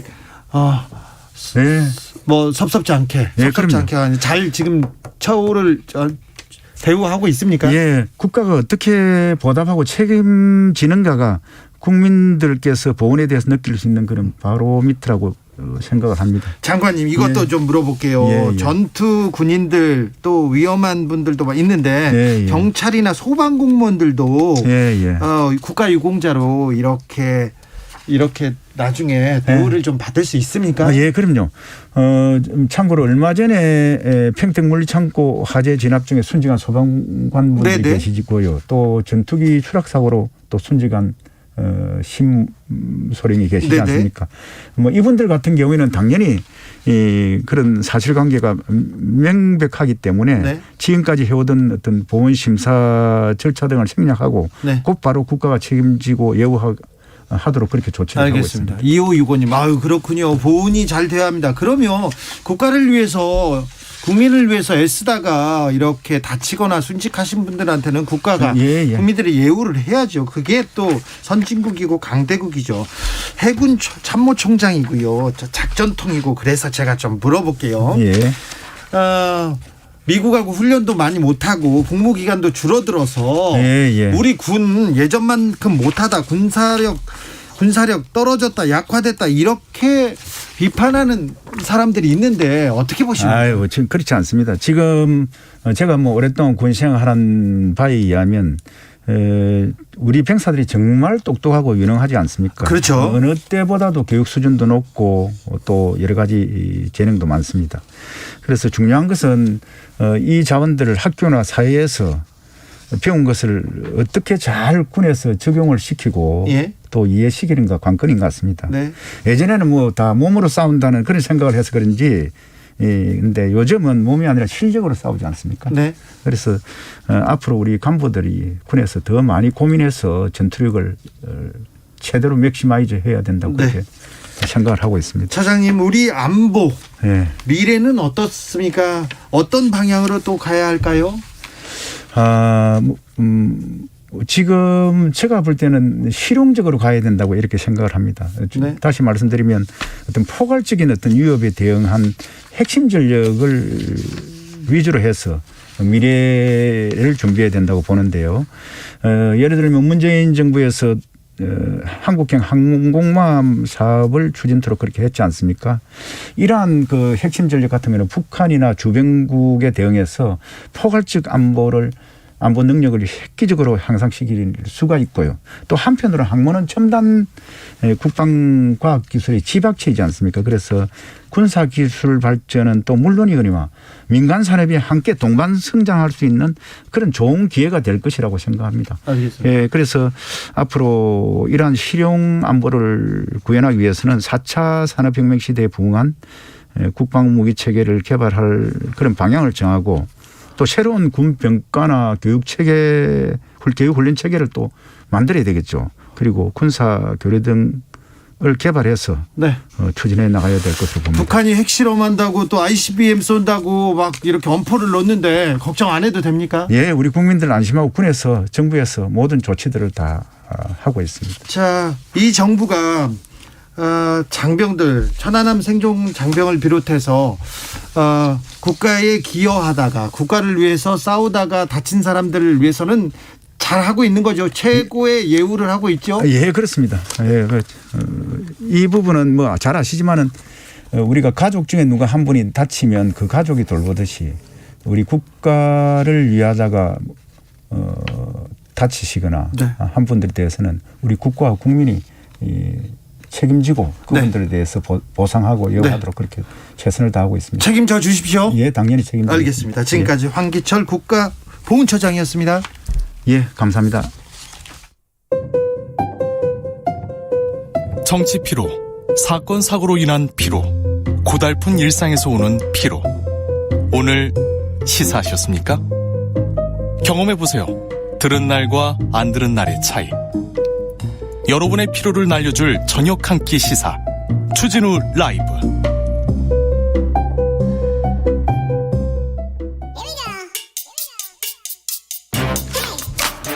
뉴스를 향한 진지한 고민, 기자들의 수다. 라이브 기자실을 찾은 오늘의 기자는 미디어오늘 정철웅 기자입니다. 어서 오세요. 안녕하세요. 정철웅입니다. 시작하기 전에 좀 물어볼게요. 왜 재벌 회장은 기자한테 돈을 30억이나 빌렸을까요? 굉장히 특이한 사건이죠. 그 한진그룹 조원태 회장이 그 김만배 전 머니투데이 기자에게 30억 빌렸다. 그게 지금 한국일보 단독 보도로 나온 상태인데요. 녹취록이 나왔다면서요? 정영학 김만배 녹취록 가지고 지금 한국일보가 매일 단독을 내고 있는데 그 녹취 중에 한 대목을 보면 이 조원태가 홍 회장 통해 돈 빌려달라고 한 거야. 요 대목이 나오거든요. 여기서 홍 회장은 홍선근 머니투데이의 대표이고요. 50억 클럽의 또 주인공입니다. 네, 맞습니다. 최근 수요일자 보도를 보면 이 대장동 50억 클럽 6명 실명이 이제 완전히 등장하는데 곽상도도 있고 홍선근도 명확히 등장합니다. 있습니다. 그러니까 처음에 이 머투 쪽에서 홍성근 아니다라고 부인했었는데 거짓말이었던 네, 왜 드러날 일을 뻔히 드러날 일을 이렇게 거짓말합니까? 네, 그리고 지금도 여전히 머니투데이와 뉴시스, 뉴스원 같은 이 머투 계열사에서는 전혀 쓰지 않죠. 네, 기사가 안 나옵니다. 네. 상속세 납부 때문에 뭐 급전이 필요해서 뭐 이런 뭐 금전 관계가 오고 왔다는 보도가 나오고 있는데 조금 이해할 수 없어요. 네. 정말 이해가 안 특이한 되죠. 사건입니다. 네, 재벌가는 은행에 얘기하면 바로 주는데 이상합니다. 특이합니다. 이 부분에 대해서 조금 명확한 또 입장이 나와야 될 텐데 좀 취재를 해주십시오. 네, 자, 첫 번째 어떤 이야기 준비하셨습니까? 저는 되게 재밌는 사건이라서 가져왔는데 저기 정철훈 기자가 재밌는 거는 또 국민들이 좋아할 재밌을지는 몰라요. 들어보시면 재밌어요. 자, 이게 재밌다. 들어보자고요. 똑같은 녹음 파일입니다. 김건희 씨가 이제 서울의 소리 기자와 대화한 똑같은 7시간 녹음 파일을 가지고 서울 서부지법과 서울중앙지법이 전혀 다른 가처분 결정문을 내놓은 거예요. 네. 하나는 지난주 금요일 날 나왔고요. 또 하나는 이번 주 수요일 날 나왔는데 앞서 이제 금요일 날 나왔던 서부지법의 가처분 결정문에서 이제 방송을 하면 안 된다. 금지한 영역들이 있었습니다. 네. 근데 그 부분을 수요일 날 서울중앙지법에서는 전부 다 방송이 가능하다 이렇게 판단을 한 거거든요. 이 판사는 안 된다고 했는데 저 판사가 불과 며칠 만에 괜찮다고 그랬어요. 5일 만에. 네. 그래서 상당히 이거는 똑같은 어떤 녹음 파일을 가지고 상반된 결과가 나와서 좀 주목해볼 만한 대목인데 앞서 서울 서부지법에서 방송하면 안 된다라고 했던 대목이 이 도이치모터스 주가 조작 의혹 등 김건희에 대해 제기된 의혹 중 김건희와 관련해 수사 중인 사건에 대한 김건희 발언 요 부분인데 이건 이제 방송에 나가면 진술 거부권이 침해될 수 있다 요 맥락이었거든요. 근데 서울중앙지법의 경우는 수사 중인 사건에 대한 김 씨의 입장은 국민들의 공적 관심사이자 검증의 대상이다 이렇게 다른 판단을 합니다. 그리고 정권을 잡으면 가만 안 둘 것이다 이런 김건희 씨의 발언에 대해서도 서부지법은 방송이 안 된다고 했는데 중앙지법은 김 씨의 이 평소 언론관, 정치관, 권력관 등을 엿볼 수 있어서 역시 공적 관심사다 이렇게 밝혔습니다. 그렇죠. 정권 잡으면 가만 안 둘 것 이런 거는 좀 굉장히 좀 중요한 사안이었던 것 같습니다. 개인적으로 판단해 볼 때도요. 그리고 마지막으로 내가 웬만한 무속인보다 낫다. 점을 볼 줄 아는데 내가 보기에는 우리가 청와대 간다. 요 발언에 대해서도 서부지법은 방송하면 안 된다. 이게 사적인 사생활의 영역이다. 공적 부분이 아니다라고 판단을 했는데 중앙지법의 경우는 누가 어떻게 대통령에 당선될 것인지 이 국가적으로 매우 중요한 이슈에 대해서 김 씨가 평소 객관적 근거에 따라 합리적 판단을 하고 있는지 여부를 유권자들이 검증할 수 있는 내용에 해당한다 이러면서 역시 공적 관심사에 해당한다고 판단을 했습니다. 중앙지법의 경우는 나아가서 이 김건희 씨 발언 중에 우리 남편은 내가 다 챙겨줘야지 뭐라도 할 수 있는 바보다라는 취지의 발언에 대해서도 이 대선 전국에서의 김건희 씨의 지위와 역할, 윤 후보의 국정 전반에 대한 능력, 견해 이런 것들을 엿볼 수 있는 내용이라서 역시 공적 관심사다 이렇게 판단을 했습니다. 네, 중앙지법 재밌네요. 네, 그래서 똑같은 그 녹음 파일에 대해서도 이제 판사들에 따라서 전혀 다른 판단이 나온 건데. 그러니까요. 판사들에 따라서 이렇게 다른 판단이 나오기 때문에 국민들은 또 이 사법부에 대한 신뢰가 좀 떨어져 있다는 것도 조금 좀 유념해 주셔야 됩니다. 그런데 하나의 차이가 있어요. 여기에 이건 MBC의 공중파에 나가는 거하고 이 유튜브에 나가는 거하고 이건 좀 다를 수가 있습니다. 네, 그 진행자 말씀이 맞고요. 그래서 MBC가 또 공영방송이다 보니까 좀 더 엄격한 잣대를 댔던 것 아니냐 이런 해석이 하나 있고요. 또 하나는 이 가처분 신청에 대한 결정이 나오던 이 14일 당일에 국민의힘 의원들이 집단 항의 방문을 합니다. MBC에. 그러면서 어떤 위력을 보여줬는데 이런 부분들이 그 서부지법에 영향을 좀 주지 않았느냐 이런 해석도 있는 상황입니다. 알겠습니다. 네. 근데 아무튼 그 국민의힘 의원들이 언론사 이렇게 쫓아가고 막 성명서 내고 이런 거는 조금 언론인 입장으로는 좀 많이 네. 좀 불편합니다. 바람직하지 않습니다. 네. 그래서 지금 MBC 내부에서도 법적 대응에 나섰는데요. 전국언론노조 MBC 본부가 오늘 국민의힘 의원 13명을 방송법 위반과 강요미수죄로 이제 검찰에 고발을 했습니다. 오늘. 14일 날 항의를 위해서 방문을 했다고 했지만 사실상 이날은 MBC 편성에 개입하고 방송 보도에 재갈을 물리려는 그런 압박의 결과였다. 압박을 위한 것이었다. 압박을 위한 것이었죠. 네. 그런데 이게 또 이렇게 검찰이 수사를 하고 처벌할 수 있을까요? 그래도 고발하는 것 자체가 또 그 메시지가 있는 것이니까요. 네. 그날 이제 지난주 금요일이었죠. 버스까지 대절을 해서 10여 명의 국회의원들이 단체로 이 상암 MBC 사옥에 왔었는데 이 당시 이제 또 좀 특이한 지점은 박성준 국민의힘 의원이 USB를 하나 가져옵니다. 예. 그 이재명 민주당 대선 후보의 욕설 녹취 파일이 담긴 USB를 가져와서 보도본부장에게 MBC 보도본부장에게 건네면서 지시에 가까운 수준으로 방송을 강요했다. 이게 이제 노조 측 주장인데요. 그러니까 이런 부분들이 또 국민의힘이 어떻게 보면 권력 관계에서 MBC보다 상위 관계에 있잖아요. 뭐 네. 방송통신위원들도 임명할 수 있고, 그렇죠. 국회 상임위에서 이제 뭐 관련한 법령도 개정할 수 있기 때문에 그래서 압박을 느낄 수밖에 없었다는 거죠. 그렇죠. 예. 네. 그래서 고발이 불가피했다는 게 노조 쪽 입장이고 그 방송법 위반으로 유죄를 받은 사례가 하나 있습니다. 이정현 수석. 예, 그 딱 하나의 판례인데요, 대한민국에서. 네. 2014년 세월호 참사 당시 이정현 당시 청와대 홍보수석이 KBS 보도국장에게 전화를 걸어서 해경 비판 보도를 자제해라 이렇게 요구를 했었는데 이게 방송법 위반이 인정이 돼서 징역 1년, 집행유예 2년의 유죄 확정 판결이 났습니다. 알겠습니다. 근데 MBC 쪽에서는 이게 본질적으로 같은 사건이다라는 네. 입장입니다. 네.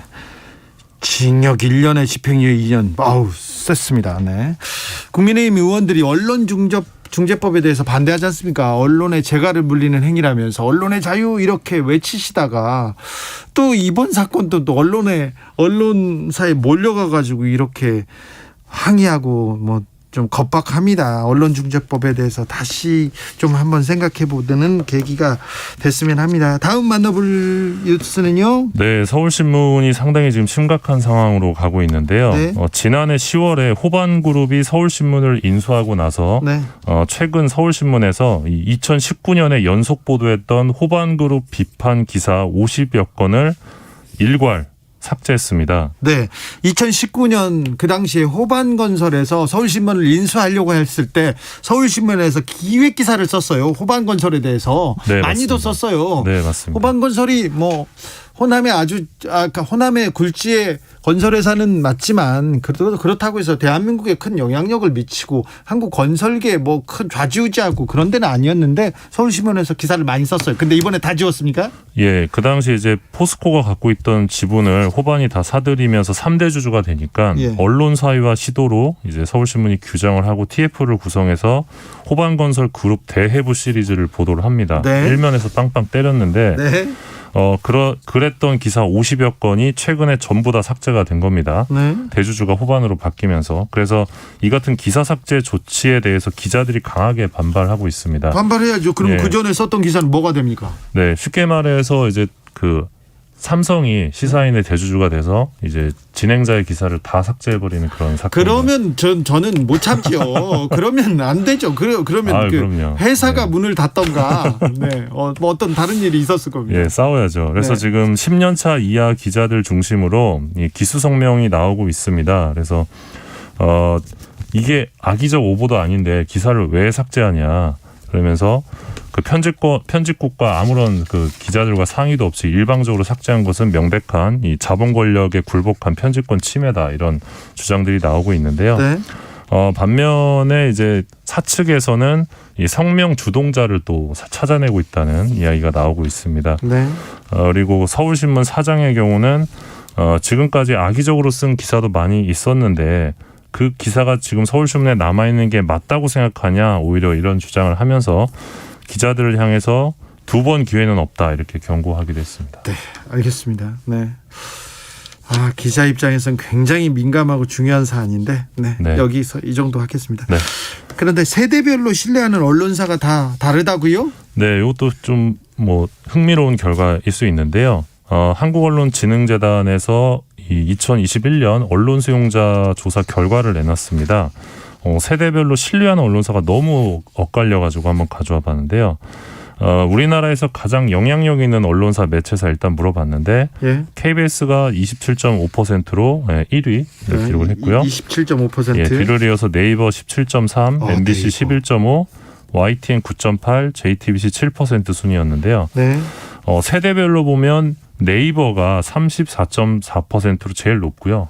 그다음 KBS가 12.7입니다. 20대에서 말입니다. 네, 20대의 경우. 네. 그리고 유튜브가 7.9로 이제 상당히 높게 나왔는데. 그러니까 20대는 네이버를 제일 영향력 있고 제일 많이 본다는 그렇죠. 거 아니에요? 반면 60대 이상은 KBS가 48.4%로 두 명 압도적인 중에 한 명은 무조건 1위였고 네. 그다음이 MBC, 그다음이 TV조선이었는데요. 네. 가장 신뢰하는 언론사를 물어본 결과도 비슷했습니다. 예. 20대의 경우는 네이버를 신뢰한다는 응답이 28.1%로 가장 높았고 JTBC가 12.1%로 2위였고 KBS가 10.1%로 3위에 그쳤습니다. 예.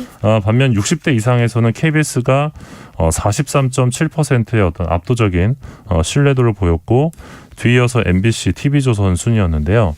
그러니까 이런 경향성을 감안하면 현재까지는 여전히 KBS가 좀 압도적인 신뢰도나 영향력을 갖고 있지만 점점 시대가 흐를수록 이 네이버나 유튜브 같은 플랫폼을 언론으로 인식하는 사람들이 늘고 또 신뢰하는 비율도 늘어날 수밖에 없고 이 반면에 KBS나 MBC 같은 이 소위 레거시 미디어의 영향력과 신뢰도는 하락할 수밖에 없다. 그래서 네이버, 유튜브는 언론사가 아니죠. 그런데 네이버를 통해서 유튜브를 통해서 뉴스를 접하고 있기 때문에 언론사의 역할을 하고 있어요. 네, 지금. 그래서 많은 수용자들이 언론으로 인식하고 있는 상황입니다. 그렇죠. 나는 네이버를 통해서 뉴스를 보니까 네이버가 제일 신뢰하는 언론사 이렇게 대답하는 거 아닙니까? 유튜브를 통해서 보고 있으니 네.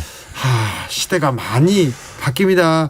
슈퍼원 S+ 님께서 네이버가 취재하나 이렇게 하는 취재는 안 하죠. 그런데 네이버를 통해서 뉴스를 봐요. 네. 가장 많은 사람들이. 네. 그러니까 그래서 지금 유튜브도 점점 언론으로 인식하는 분들이 늘고 있는데요. 그래서 이 포털과 그 유튜브에 대한 어떤 적절한 규제책이 필요하다는 얘기도. 당신이 옳다님께서 네이버가 언론이네. 그럼 그만한 책임도 지워야지. 그렇게 생각합니다. 그래야 됩니다. 맞습니다. 당신이 옳습니다. 2738님. 다음 카카오는 어떻게 되었나요? 뉴스 편집 개편한다고 알렸는데 아직 문제가 미뤄지고 있는데 있습니다. 네. 뉴스를 편집합니다.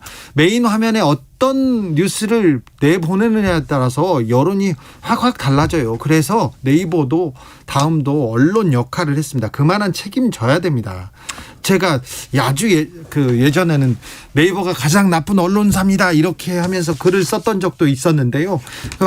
나쁜 짓도 좀 많이 했었어요. 불공정한 짓도 좀 많이 하고요. 그리고 광고도 막 광고를 받고 돈을 받고 뉴스를 올려주고 그런 일도 있었지 않습니까? 그런 건 안 됩니다. 네. 언론 신뢰도 어떻게 조사했습니까? 이번 조사는 성인 5,010명을 대상으로 지난해 5월 31일부터 7월 11일까지 이루어졌고요. 네. 네, 표본 오차는 95% 신뢰 수준의 플러스 마이너스 1.4%포인트인데요. 네. 한 가지만 더 말씀드리면 이번 조사에서 언론 보도를 신뢰할 수 있다는 주장에 응답자의 41.8%만 동의했고요. 네. 언론이 정확하다는 주장에는 40.5%, 더 떨어져요? 언론이 공정하다는 주장에는 36.5%만 동의한 더 것으로 떨어졌네요. 나타났습니다. 네. 신뢰할 수 없고 정확하지 않고 공정하지 않다고 생각합니다. 언론인들의 분발 필요합니다. 그죠? 기자들의 수다 지금까지 미디어오늘 정철훈 기자와 함께했습니다. 감사합니다. 고맙습니다. 교통정보센터 다녀오겠습니다. 김한나 씨. 네, 오늘 정체 구간도 길고요. 돌발 상황도 끊이질 않고 있어서 더 주의 운전하셔야겠습니다. 먼저 경부고속도로 서울 방면으로 안성휴게소 부근에서 오산 부근까지 13km 길게 정체고요. 이후로 기흥동탄 부근에서 수원 나들목까지도 7km 정체되고 있습니다. 또 신갈분기점 부근 3, 4차로에서는 버스가 고장으로 서 있어서 주의하셔야겠고요. 달래내 부근에서 반포나들목까지도 8km 사이에 차가 많은데 여기 달래내 부근 갓길에서도 버스가 고장으로 서 있어서 주의하셔야겠습니다. 반대 부산 쪽으로는 한남에서 서초까지 또 신갈분기점 부근에서 수원 나들목까지 각각 4km씩 정체고요. 천안 부근에서 목천 부근까지도 7km 속도 떨어집니다. 또 회덕분기점 부근 4km 밀리고요. 금호분기점 부근에서는 승용차 관련 사고를 처리하고 있어서 차선 변경 잘 하셔야겠습니다. 서해안고속도로 서울 쪽입니다. 서평택 분기점 부근에서 팔탄분기점까지 15km 극심한 정체인데요. 여기 서평택 분기점 부근에서도 1차로에서 승용차 관련 사고를 처리하고 있어서 주의하셔야겠고요. 이후로도 매송휴게소에서 용담터널까지 또 광명역에서 금천 나들목까지 속도 내기 어렵습니다. KBS 교통정보센터였습니다.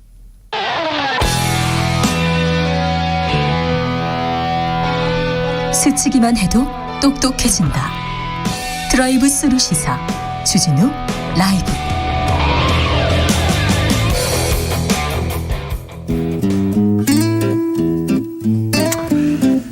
현실의 불이 꺼지고 영화의 막이 오릅니다. 영화보다 더 영화 같은 현실 시작합니다. 라이너의 시사회. 영화 전문 유튜버 라이너 어서 오세요. 네, 안녕하세요. 네, 잘 지내시고요? 네, 잘 지내고 있었습니다. 블록버스터나 뭐 아주 큰 대작이 나오고 있습니까?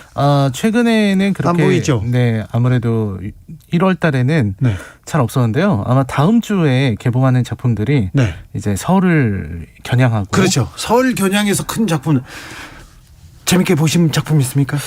저는 이제 그렇게 막 엄청나다 싶은 작품은 없었던 것 같습니다. 이번에는요? 네. 네. 알겠습니다. 라이너는 또 정확하거든요. 네. 네. 자, 오늘 어떤 이야기로 가볼까요? 아마 이번 주에 이 사건을 말하지 않을 수 없을 것 같은데요. 네, 대통령 후보의 부인의 녹취록이 공개되면서 논란이 된 게 장안의 화제였습니다. 저도 뭐 친구를 만나든 뭐 영화계 사람을 만나든 다들 이 얘기만 하더라고요. 그렇죠. 관심은 엄청났습니다. 네. 그래서 저는 요거 나름대로 가려들어야겠다 하고 있었는데 한 부분이 좀 귀에 들어오더라고요.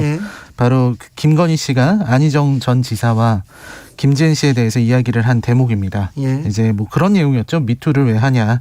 안희정이 불쌍하다. 나는 안희정 편. 뭐 이런 얘기들이 있었는데요. 그때 그 내용들이 그런 게 있었어요. 뭐 둘이 좋아서 그랬으면서 웃기는 거 아니냐는 식의 발언이 있었습니다. 제가 그래서 안희정 지사 사건을 찾아보니까 이미 대법원에서 확정이 됐죠. 네, 유죄 확정이 되고 형을 살고 있더라고요. 그래서 이런 사건이 있음에도 불구하고 마치 피해자 탓을 하는 것 같은 그런 대목이 잘 이해가 안 된다는 생각이 들었습니다. 그때 여기서 딱 떠오르는 영화가 한 편 있더라고요. 네, 바로 밤쉘. 세상을 바꾼 폭탄 선언이라는 작품입니다. 폭스뉴스의 로저 에일스와 관련된 사건입니다. 네, 맞습니다. 2016년에 있었던 폭스뉴스 사건인데요.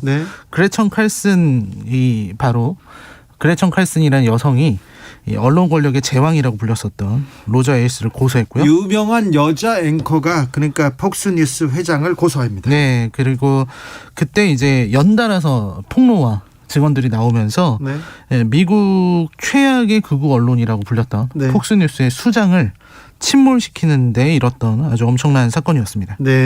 이 로저 에일스는 이 부하들에게, 그러니까 여성 앵커들이죠. 그들에게 좋은 자리를 약속하고 자신의 사회적 지위를 내세우면서 이제 성범죄, 착취하는 성범죄를 저질렀죠.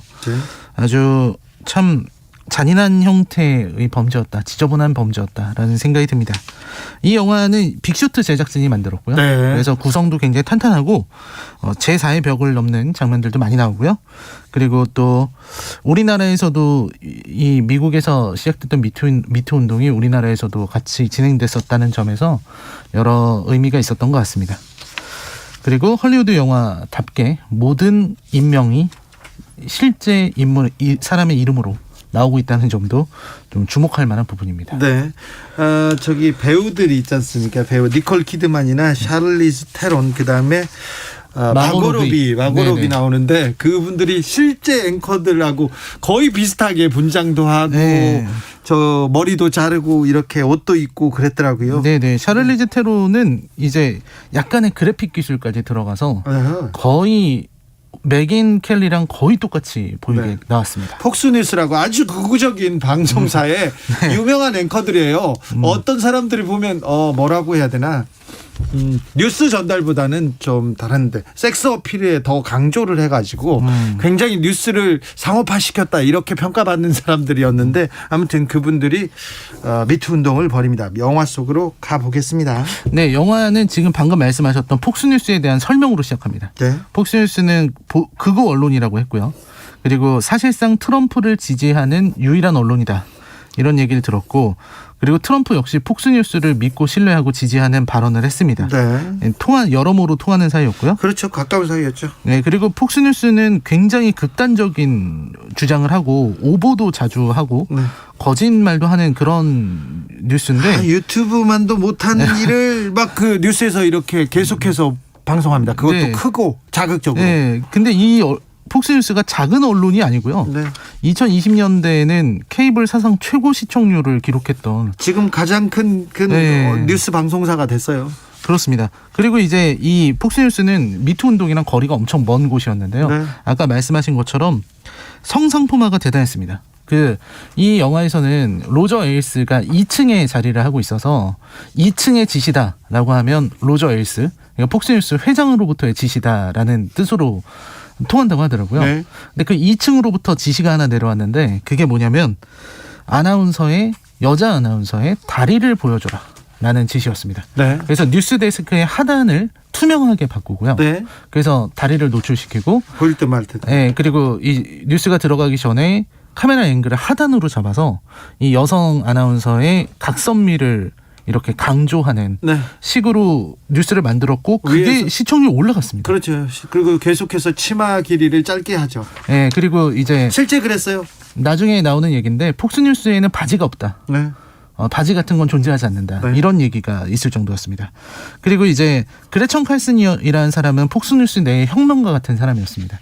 그래서 민낯 뉴스 같은 걸 하기도 했어요. 네. 이 성적 대상화에 대해서 성상품화 이런 거에 대해서 반대하기 위한 거였는데 거기에 대해서도 로저 에일스는 폭언을 퍼붓습니다. 나이 먹은 여자의 맨 얼굴을 보고 싶어하는 시청자는 없다. 이런 식의 폭언을 퍼붓는 사람이었고요. 예. 결국 그레천 칼슨은 회사를 그만두게 되고요. 그리고 영화는 여기 케일라라는 인물이 나오는데 마고 로비 캐릭터인데 이 마고 로비 캐릭터는 실제 존재했던 인물은 아닙니다. 네. 유일한 창작된 인물인데요. 이 인물의 이야기로 제일 중요한 얘기를 합니다. 바로 항상 2층 그 모든 권력이 집중된 이 비밀의 방에서 케일라를 부르는 겁니다. 네. 그 방에서 도대체 무슨 일이 벌어졌습니까? 로저 에일스는 그 전에도 이 방에 오는 출연자들에게 들어오면 한 바퀴 돌아봐라 라고 얘기를 했습니다. 그러면 여자 출연자들이 왜 돌아야 하나요? 이렇게 물어보면 TV는 영상 매체니까 내가 봐야 된다 라는 식으로 얘기를 했습니다. 그래서 케일라를 부르고도 한 바퀴 돌아보라 그래요. 그때 케일라 마고 로비가 연기했는데요. 그때 어색하게 웃으면서 그냥 흔쾌히 한 바퀴 돌았습니다. 그때 이제 로저가 케일라의 몸을 이렇게 훑어보는 그런 장면이 나오는데 이때부터 분위기가 이상해지기 시작하고요. 그때 로저가 케일라에게 그렇게 말합니다. 치마를 올려봐라. 이 요구를 하는 순간에 제가 이거 영화관에서 봤을 때 같이 보던 관객들 모두가 정말 공기가 압박감이 느껴졌습니다. 정말 너무나도 무거운 상황이었고요. 네. 그래서 케일라는 처음에는 이제 웃어 넘기려고 했어요. 그리고 이제 장난처럼 생각을 하려고 생각했는데 로저는 계속해서 그 눈으로 케일라를 바라보면서 더 올려보라고 계속 명령을 합니다.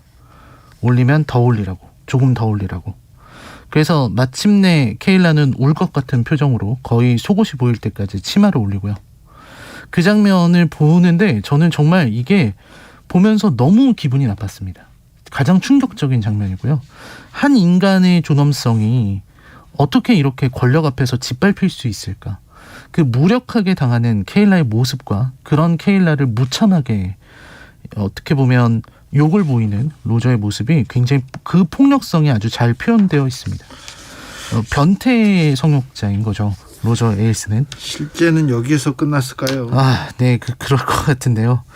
아무튼 이런 상황에서 어떤 일들이 벌어졌을지 너무나 진짜 너무 두렵고요.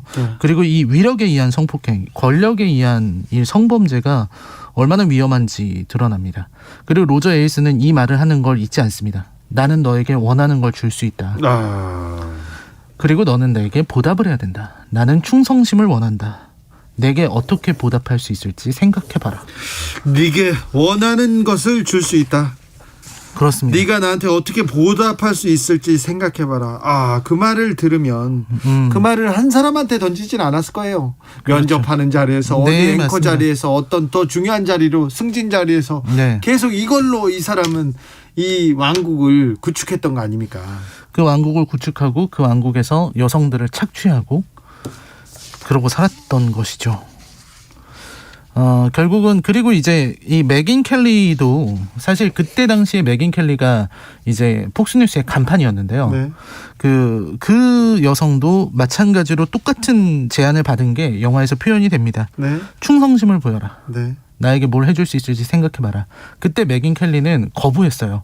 근데 거부를 하자마자 이제 로저가 즉시 권력을 동원합니다. 자신의 지위와 권력을 동원해서 방송계에 발을 붙이지 못하게 만들겠다. 이런 협박을 하니까 맥인 켈리도 그거를 버틸 수가 없었던 거예요. 이지영님께서 애랑 같이 듣기 불편한 날이네요. 네, 죄송합니다. 뉴스가 그런데요. 우리 사회가 이렇습니다. 이런 일이 폭스에만 있었을까요? 그런 생각이 들고요. 폭스에서도 이 사람들한테만 있었을까요? 이런 생각도 듭니다. 7529님께서 여자도 답답하네요. 올린다고 한다고 올리나 이렇게 얘기하는데 권력형 성범죄 이 피해자들은 늘 이런 비난받습니다. 그들의 입장에서 자기의 생명줄을 쥔 사람들이 그렇게 지시하면 그 권력이 그렇게 지시하면 하지 않을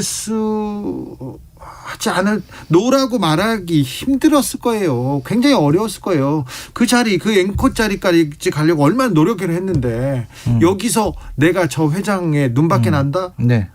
힘들었겠죠. 제가 생각하는 포인트는 여기에서 그렇게 치마를 올리라고 말하는 사람이 나쁜 거지. 그렇죠. 그거에 저항하지 못한 사람이 잘못한 게 아니에요. 그 영화의 시선도 그렇습니다. 맞습니다. 네, 이렇게 그 비열하게 그 지시를 하는 그렇죠. 그 로저 에일스에 대한 이 그 비판, 아까 극장에서도 욕설이 터져 나왔을 거예요. 그래서 그 시선의 일침을 날리는 게 바로 이 영화의 매력입니다. 맞습니다. 그래서 이 영화에서 그레천이 로저 에일스를 고소했지만 끌어내리지 못했고요. 오히려 그레천에게 돌아온 것은 2차 가해였습니다. 일단 로저 에일스에게 얻어먹을 게 많은 주변 사람들은 그 사람이 그럴 리가 없다. 이런 식의 비호를 하기 시작했고요. 일단 힘 있는 사람들한테 그런 2차 가해 시작되죠. 그리고 이제 그레천에게는 성폭행을 당했다면서 어떻게 회사를 다니고 웃으면서 이야기하고 문자 메시지에 스마일 표시를 하느냐. 그렇죠. 이런 폭언이 나왔습니다. 그리고 그러니까 왜 피해자면 피해자답게 굴지 않고 너는 어떻게 그렇게 당당하게 사회활동을 하고 웃을 수 있었냐 라는 말을 하는 거죠. 여기서부터 피해자다움이 나옵니다. 왜 이런 말이 나오는 피해자다움이라는 게 과연 뭔지 저는 이해가 안 되는데. 그러니까 이게 저는 되게 재밌는 것 같아요. 이 맥인 켈리는 실제로 그런 말을 했다고 해요. 월급 주는 사람에게 당신 변태라고 말하는 거는 쉬운 일이 아니라고 얘기를 했고요. 그리고 피해자다움이라는 것도 저는 좀 그런 것 같습니다. 사람들은 피해자들이 막 슬퍼하고 시리에 빠진 그런 모습, 피해자면 피해자답게 슬퍼만 해라고 말하는 것 같은데 그런 어떤 시리에 빠진 모습으로 동정을 받을 수 있을 거다 이렇게 생각하는 건지도 모르겠습니다. 근데 제가 생각할 때 이 밤쉘이라는 영화에서 말하고 있는 메시지는 동정은 필요하지 않다는 거였거든요. 밤쉘에서 중요하게 생각했던 거 그리고 표현된 거는 용기, 나설 수 있는 용기와 그리고 서로 같은 상처를 가진 사람들끼리 함께 공감하고 연대하는 거 이런 것들이 중요하다는 생각이 들었습니다. 피해자에게 피해자다움을 강요하는 것은 저는 2차 가해라고 생각을 합니다. 그러면 처음 폭스에서 이 뉴스가 터져 나왔을 때 다른 미국의 기자들이 좀 비웃었어요. 폭스 뉴스에 가는 것 자체가 들어가서 뉴스를 하는 것 자체가 니네들 그런 거 다 인정하고 간 거 아니야. 정말 기자들이 비웃기도 했는데 그것도 잘못됐어요. 그렇죠. 잘못된 거죠. 네. 왜냐면 여기서 이 케일라도 폭스뉴스에 온 이유가 우리 아버지가 폭스뉴스를 너무 좋아하고 우리 집안도 폭스뉴스를 좋은 뉴스라고 생각해서 그냥 온 순수한 사람들도 있습니다. 네. 순진했던 거죠. 순진했던 거죠. 그리고 또 근데 폭스뉴스는 참 절대 좀 그렇긴 합니다. 네, 절대 뭐 언론이라고 보기는 그렇지만 아무튼 다른 뜻의 또 뭐 직업을 찾기 위해서 그런데 올 수도 있지 않습니까? 그렇다고 해서 성추행해도 된다는 그런 건 말도 안 되죠. 그렇죠. 말도 안 되는 거죠. 네, 아무튼 동정은 필요 없다. 연대하고 지지하고 함께 분노해서 조금 세상을 바꿔야 된다. 그렇죠? 네. 0179님께서 오전에 밤새를 보다가요. 곧 사회생활에서 해야 하는 말을 딸에게 할 수 있는 것 같아서 딸에게 꼭 보라고 추천했습니다. 세상의 모든 딸들이 보았으면 좋겠습니다. 네. 밤새 같은 일이 일어나면 안 되는데 일어날 수도 있어요. 이 사회가 그래서 이렇게 로저 에일스에 대한 드라마가 있습니다. 라우디스트 보이스라는 그 드라마가 있는데요. 러셀 크로우가 이 악당 로저 에일스의 역할을 하고요.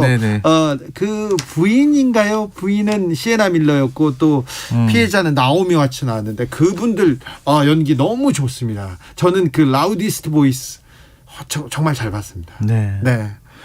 꼭 좀 생각해 볼 우리가 한번 들여다봐야 될 그럴 영화입니다. 9449님께서 이런 영화가 만들어져야 하는 현실이 싫어요. 근데 어떻게 해요? 현실이 그러니까 잘 보고 조금씩 고쳐가야죠. 그리고 그렇죠.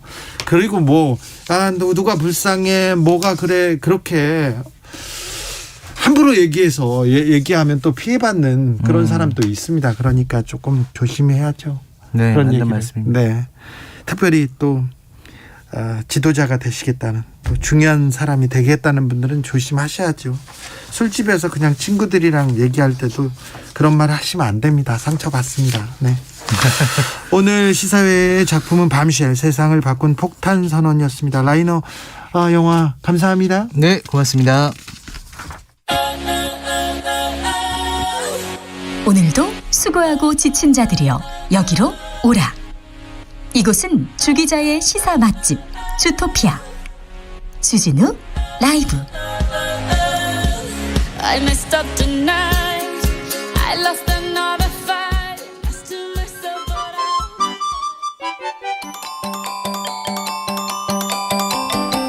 주진우 라이브에서 준비한 전 국민 소원 지원금 프로젝트 주필리즘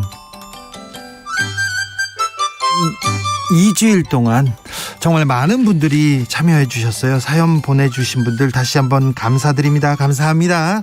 5만 원의 소원지원금 받으실 분들 20분한테는 저희가 잘 보내드릴 테니까요. 주진우 라이브 홈페이지에 올려놓겠습니다. 그러니까 찾아가십시오. 아차상을 받을 15분도 더 뽑았습니다. 그러니까 주진우 라이브 홈페이지에서 참조하시면 됩니다. 자, 5만 원 소원지원금 받으실 행운의 주인공 지금부터 만나보겠습니다.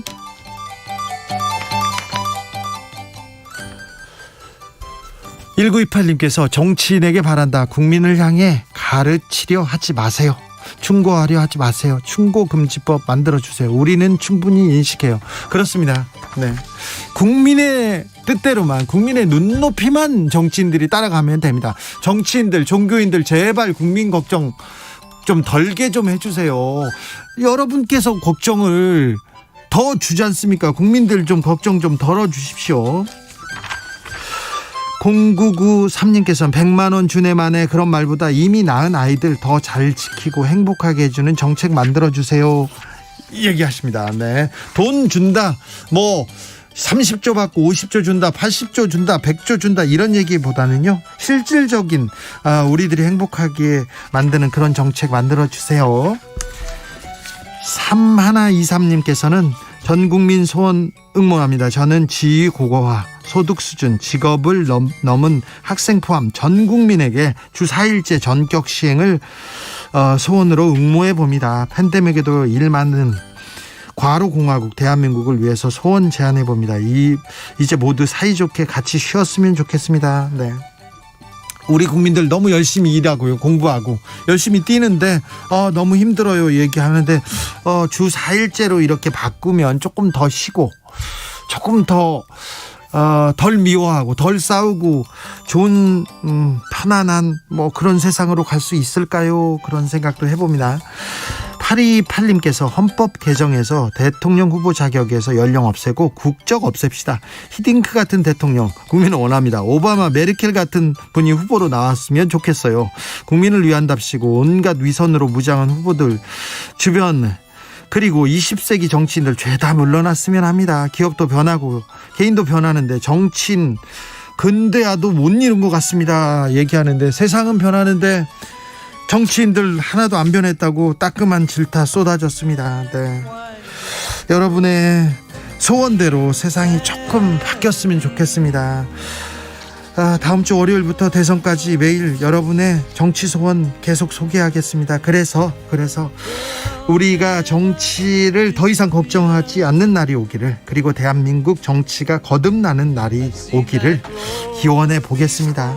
여러분의 뜻대로 갈 거예요. 될 거예요. 저는 그렇게 된다고 생각합니다. 왜 그러냐면요, 국민이 항상 옳으니까요. 비틀즈의 The Long and Winding Road 들으면서 저는 여기서 인사드리겠습니다. 저는 내일 오후 5시 5분에 주진우 라이브 스페셜로 들어오겠습니다. 지금까지 주진우였습니다.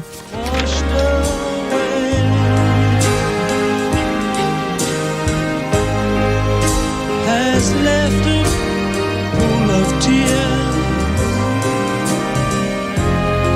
crying for